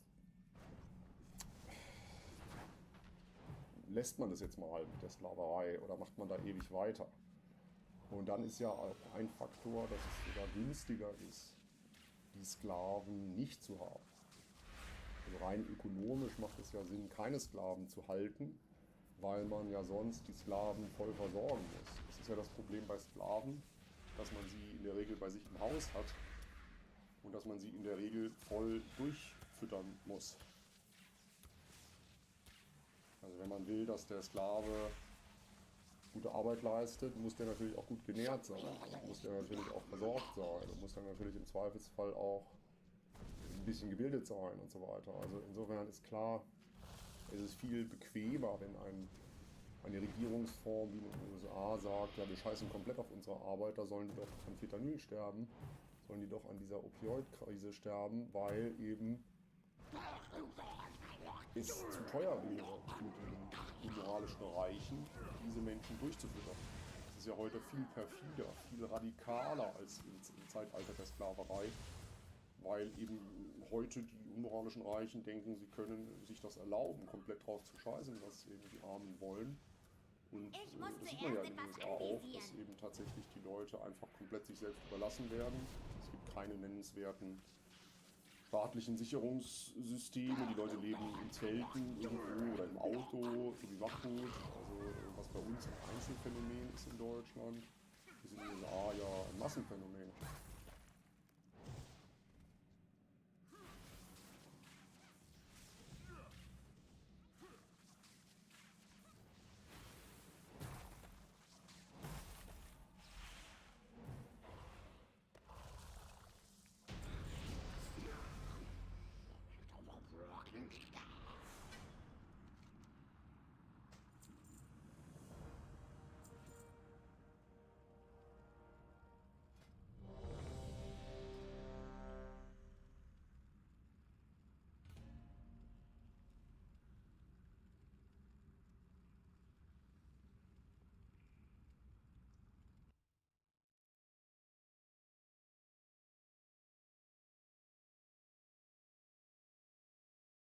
This is probably one of the most creepy situations I've ever talked about, and of course it comes from the streaming world. I'm sure you've all seen at this point the critical video going into detail about the Pokimane situation, but, you know, one thing people need to learn about the internet, it gets worse. It gets so much worse. Now, I'm sure you're aware that all over Twitch, there are numerous female streamers, and the problem is when you're a woman on the internet, you do tend to attract the undesirables, the degenerates, the people that tip, believing that that tip, that transaction of money, somehow it is like a transaction in marriage. You genuinely have these people that will donate or sub insane amounts of money towards a female Twitch streamer, thinking that they're making some kind of friendship, or worse, somehow it's like initiating a date. We all joke about, you know, the Pokimane tier 3 sub that gives half of their rent and life savings away to please milady, and we all point and laugh and go, haha, and then we say the S word at them, S-I-M-P, but the thing is, there is a much darker side to that, where people end up becoming harassive, abusive, and just straight up stalkers, and that isn't really talked about. There are people, for example, that constantly try to get the attention of streamers, especially female streamers, and when they're timed out or banned by the mods, they then take that as a personal insult that they have to right all wrongs. It's almost like they go from Batman and Avenger of the Night. They turn it into the Joker, that they become evil. I get it. The internet is full of the mentally ill, and no matter what situation, you will always have someone that donates to a female streamer, and then they imagine in their head riding away in a giant carved out onion like the ending of Shrek. Emery, for example, a very popular Twitch streamer, she was basically forced to move to Austin, Texas in fear for her life because of a stalker, and that stalker was actually put away in a mental hospital. The guy who was stalking me and I basically moved here because of has been institutionalized. He is in a long-term mental hospital, so like he's not like in jail or anything. He's not gonna be there forever, but like it was just like a big weight off my chest hearing that, I guess.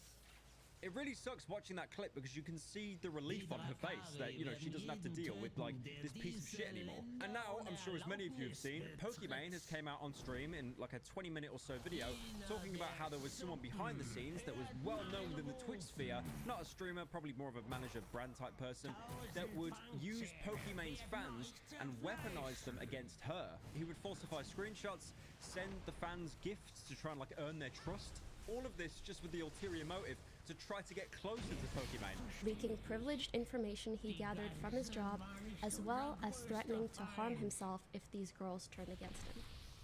To my face, this person was always very professional and kind. He is well networked in the industry. He knows many streamers. He has helped us with many things. This was someone that we were genuinely grateful for their help. So, like she said, this was someone that was actually very well respected in the sphere. They weren't some, you know, little like degenerate like Quasimodo just there in the corner, like people were throwing like rotten fruit at him. Honestly, at this point, you could get an intern at Twitch and they would probably have a 3-hour power trip 3 times a day. I know I've gone on to say this too many times, but obviously like my own personal experience with Twitch, I tried to get partner with them. I was an affiliate. They kept denying me for like really weird reasons, saying like, you're a YouTuber, too many of your views are coming from YouTube, which is exactly what you'd want. You would want views from other platforms to kind of integrate them, but anyways. And then after I applied for a 3rd or 4th time, they just ignored me. They blanked me. It usually takes them about a week to 2 weeks to respond.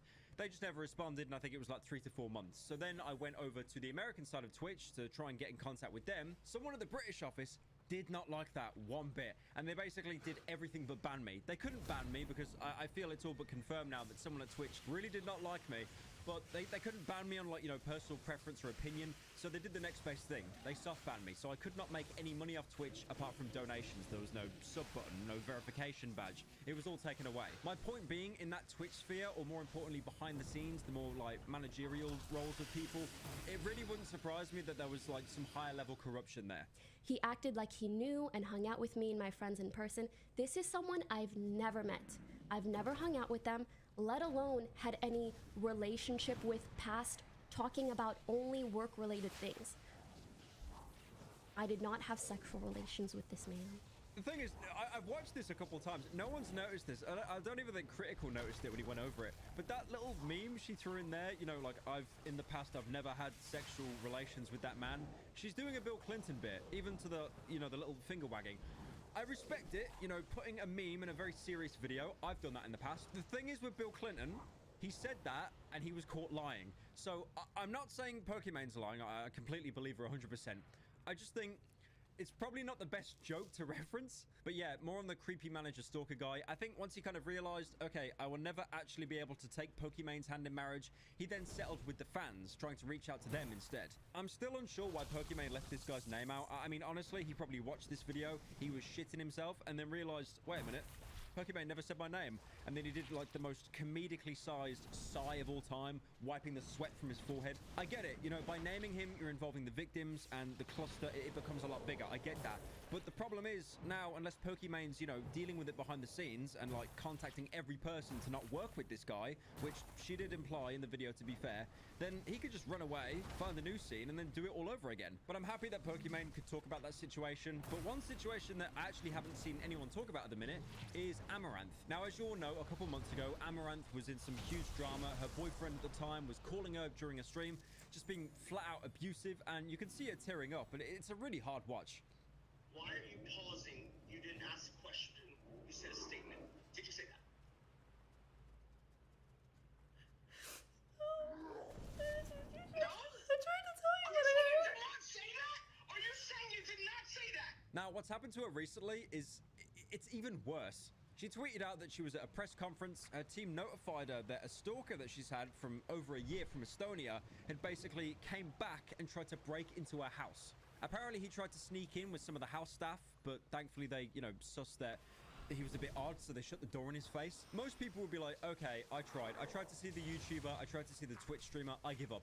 This guy didn't. He came back 4 hours later, was pacing around in front of a house for 20 minutes, only to leave a package with a key, like he's turning in a side quest. Here's a picture of the guy, by the way, looking like one of the playable characters in Sons of the Forest. I mean, he's even wearing the same stuff. He's got an all-black jacket, he's got a black backpack, and he's holding what looks like the starting hatchet in case he wanted to cut down a tree and make a log cabin to save. But yeah, overall, these situations, they are scary. I mean, the Emery one I talked about at the beginning, that one's like 7 months old, to be fair. But this Pokimane one, this happened recently, and the Amaranth one, at the time of recording, it happened today. Like, I know this is a channel where I go haha funny at the women like 90% of the time. I mean, my audience at the minute is a complete sausage fest. I think, checking my gender ratios, 8% of you are female. And that is like, I have checked other like UK channels and it's basically like 50-50. But over here, it is a sausage fest. Like, you guys look up to Ryan Gosling. I'm not saying that's a bad thing, by the way, but yeah, my point being, obviously I do make a lot of jokes at the expense of women, like, haha, women funny. But this shit's scary, man. It really is. And it goes to show that, like, with these women, no matter how much money and fame and power you have, I mean, Amaranth, for example, she's talking about having house staff, like probably maids and stuff. Like, the girl is buying up, like, gas stations every other month. She's fucking minted. She'll have more money in her life than I make in a week. Sorry, I meant to say she would make more in a week than I'd make in my life. I only make about 3 to 4 billion a month, so yeah, there's a huge disparity. But yeah, it just goes to show that no matter how much wealth you have, it almost makes it makes you more of a target. You become more of a magnet to even more degenerates. You can hire as much security as you want, as much enforcement as you want, but you will still have people that, unfortunately, they are mentally ill, and they just see it as a challenge. But yeah, I salute to all the female streamers on Twitch, wishing you the best. It's a shit situation.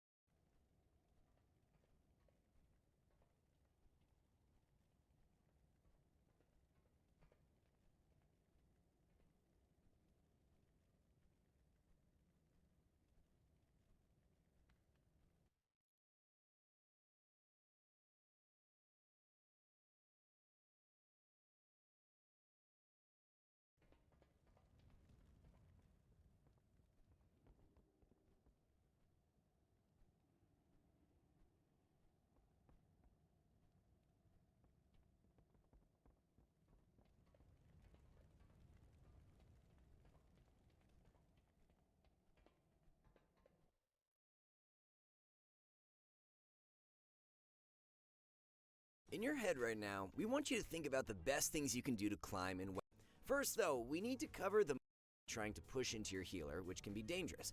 If this enemy player is a ranged DPS for your healer. But what does that exactly mean? Let's find out. Okay, so here's your healer on any imaginary map, and around them is a radius which allows them to, well, heal based on the range of their spells. As a DPS, you want to be in your healer's radius as often as possible. Of course, there are some things that complicate this. The first is enemy players, who in many cases will be trying to push into your healer, which can be dangerous. If this enemy player is a ranged DPS, they will have their own radius that represents their threat zone, which they can use to harass your healer with CC or interrupts. This is why it's your job to be a gatekeeper to your healer. Your goal is to not let enemy DPS stay in your healer's radius uncontested. You don't want your healer to get harassed for free. With that in mind, let's move on to neutral map positioning, which is best represented by Nagrand Arena. Now, at this point, some of you might be wondering, how is Nagrand neutral? Is it because the map is a perfect circle with 4 equally spaced pillars? Well, kind of, except for the fact that the pillars aren't perfectly square, but instead are slightly disjointed towards each starting room. As a result, the distance between pillars across the map is much longer than the distance between pillars on the same side. This means the midfield is wider, which is a massive benefit to most caster DPS who want to dominate this open space. If melee DPS want to contest the ranged in mid, it's generally pretty safe since they will have easy access to almost any pillar. And since melee want tight spaces with easy access to LOS, these small sections behind the pillars give melee DPS exactly what they want. This balance of an open midfield combined with small skirmish sections behind each pillar are what make Nagrand neutral. But remember, as a DPS, you are wanting to play goalie for your healer, so let's see how that would work. Let's start by splitting Nagrand down the middle. Most of the time, the map is played lengthwise, with each healer standing near pillars on opposite ends of the map. By positioning near a pillar, each healer gets access to most of the midfield, while also being able to heal targets who are using the pillar on the same side of the map. Playing on the inside of the pillar is ideal as a healer, since it gives the widest viewing angle to center stage, compared to the outside, where the pillar itself can block off most healing angles. In any case, the pillar is what allows healers to safely heal and avoid CC. Even if a mage has your healer in their radius, they will be able to quickly LOS if needed without needing to move too far. This is why it is dangerous to push deep into the opposite end of the map when there is a ranged DPS on the enemy team, since it means you are now out of your healer's radius, and in order to stay in your range, your healer will then need to push into the midfield, which puts them in the threat zone of any caster. Now, this doesn't mean you should never push into the enemy team as a DPS, since there will be times when doing so can swing momentum or even convert to a kill. If you have defensive CDs available or have adequate HOTS currently active, pushing into the back line can be safe. And to be even safer, anyone on your team could CC any midfield opponents, which can allow your healer to cross. But if you decide to do so, be aware that your healer is potentially vulnerable to any CC if they are forced to push into the midfield. Being aggressive doesn't come for free. As a healer, this situation obviously feels bad too. In a perfect world, you would never have to chase your DPS across the map. This is why you should try and save any CC avoidance tools like Shadow Word Death, Nullifying Shroud, or Grounding Totem in order to cross the map to a new pillar so you can't be CC'd for free in the midfield. In many cases, instead of waiting for enemy healers to peek, ranged DPS will push into your healer to initiate crowd control. Some CC chains will be nearly impossible to avoid for your healer, like Dragon's Breath into Sheep. This is why it's important to think of yourself like a goalie for your healer.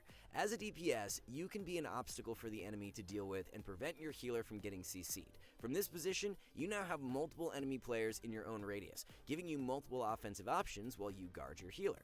Of course, games aren't always picture perfect, and there will be times where your healer is out of position in the first place, making themselves vulnerable to crowd control. In these moments, if you can't stop the initial CC on your healer, you can at least be in a position to stop any follow-up CC casts, which will be vital to allow your healer to safely recover.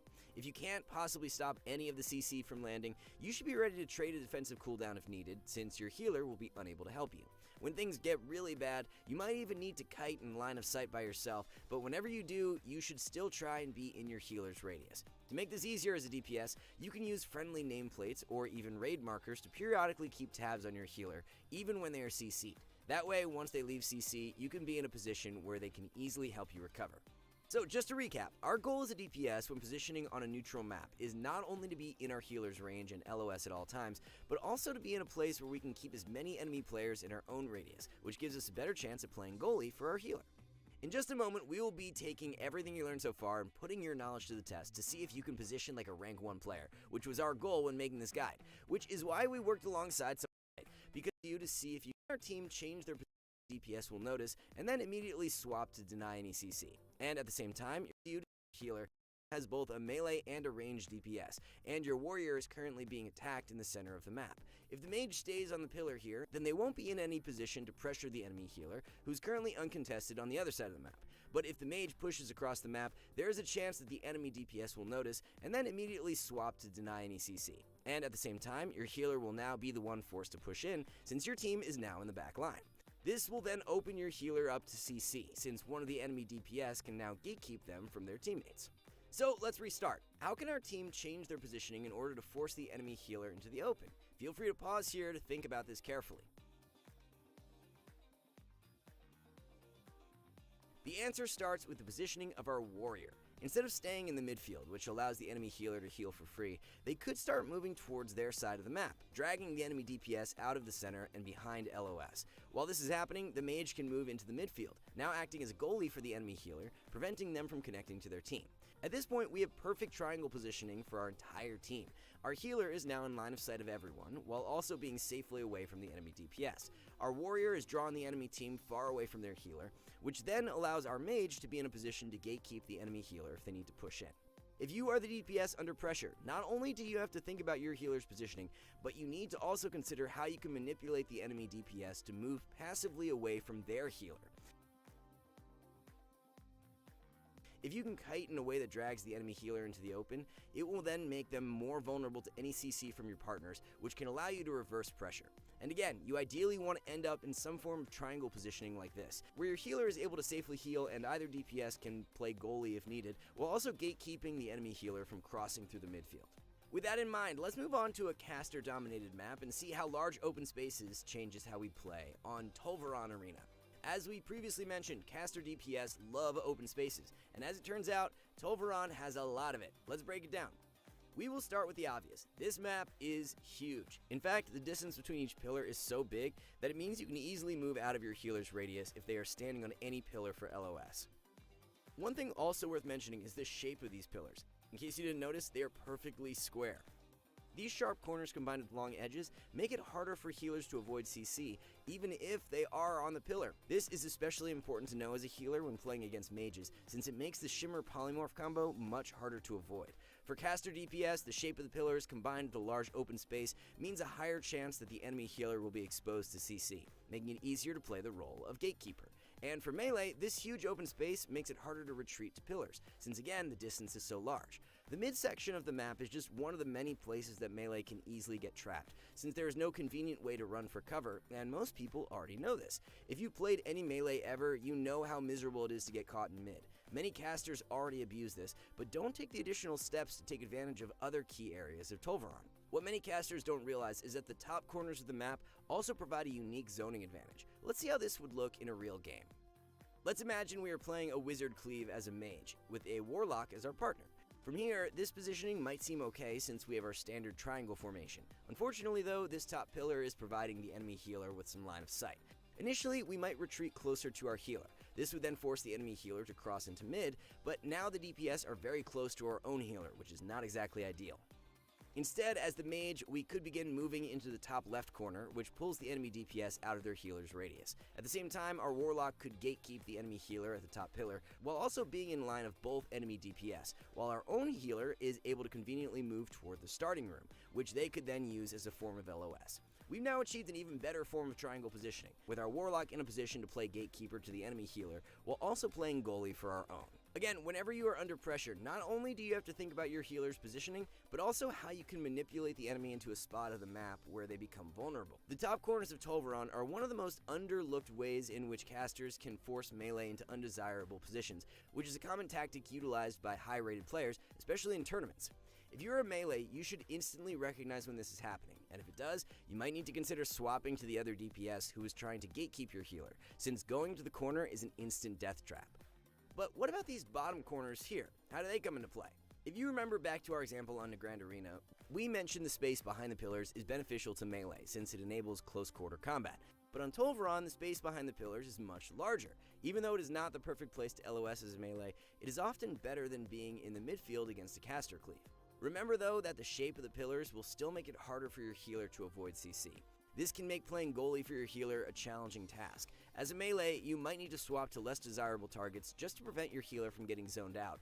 Otherwise, better casters will simply abuse the different areas of the map to lure you into vulnerable positions and punish you for overextending. In general though, this means as a melee, you are never 100% safe no matter where you stand on Tolvaron, which makes it easy to understand why this map is routinely counterpicked in tournaments. Of course though, the pendulum swings the other direction, and there are some maps where the balance is shifted in favor of melee. One of these is Hook Point Arena, which once again is the most common map counterpicks in AWC tournaments, but why? Let's use everything we've learned so far to figure it out.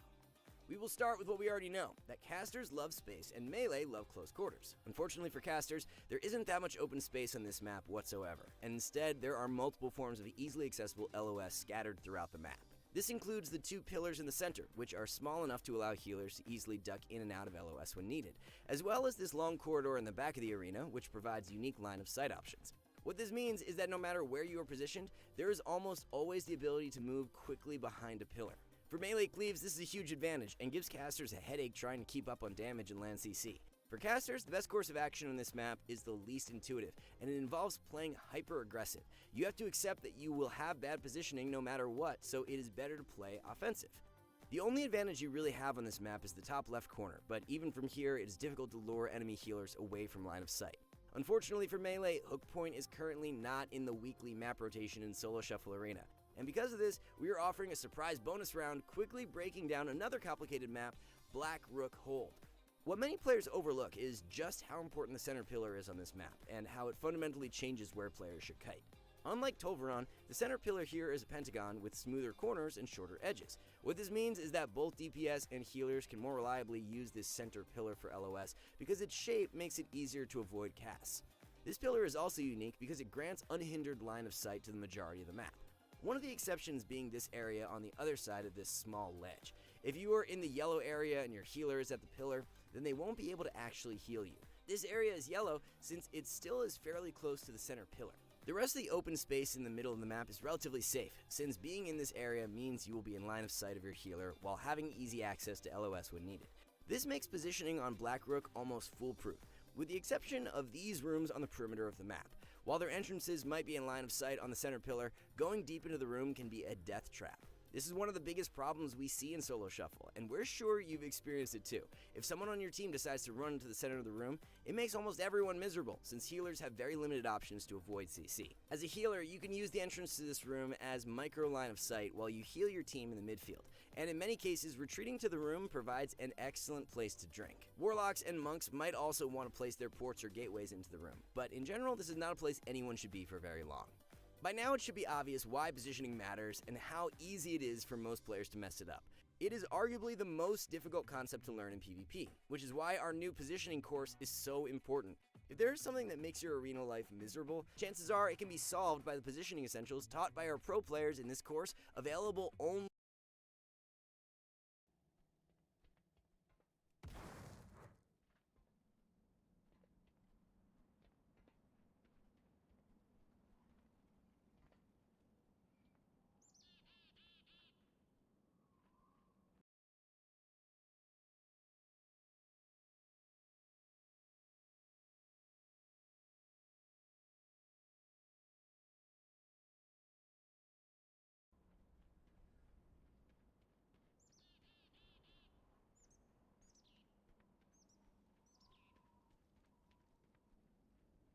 Wollt ihr alles Neue sehen?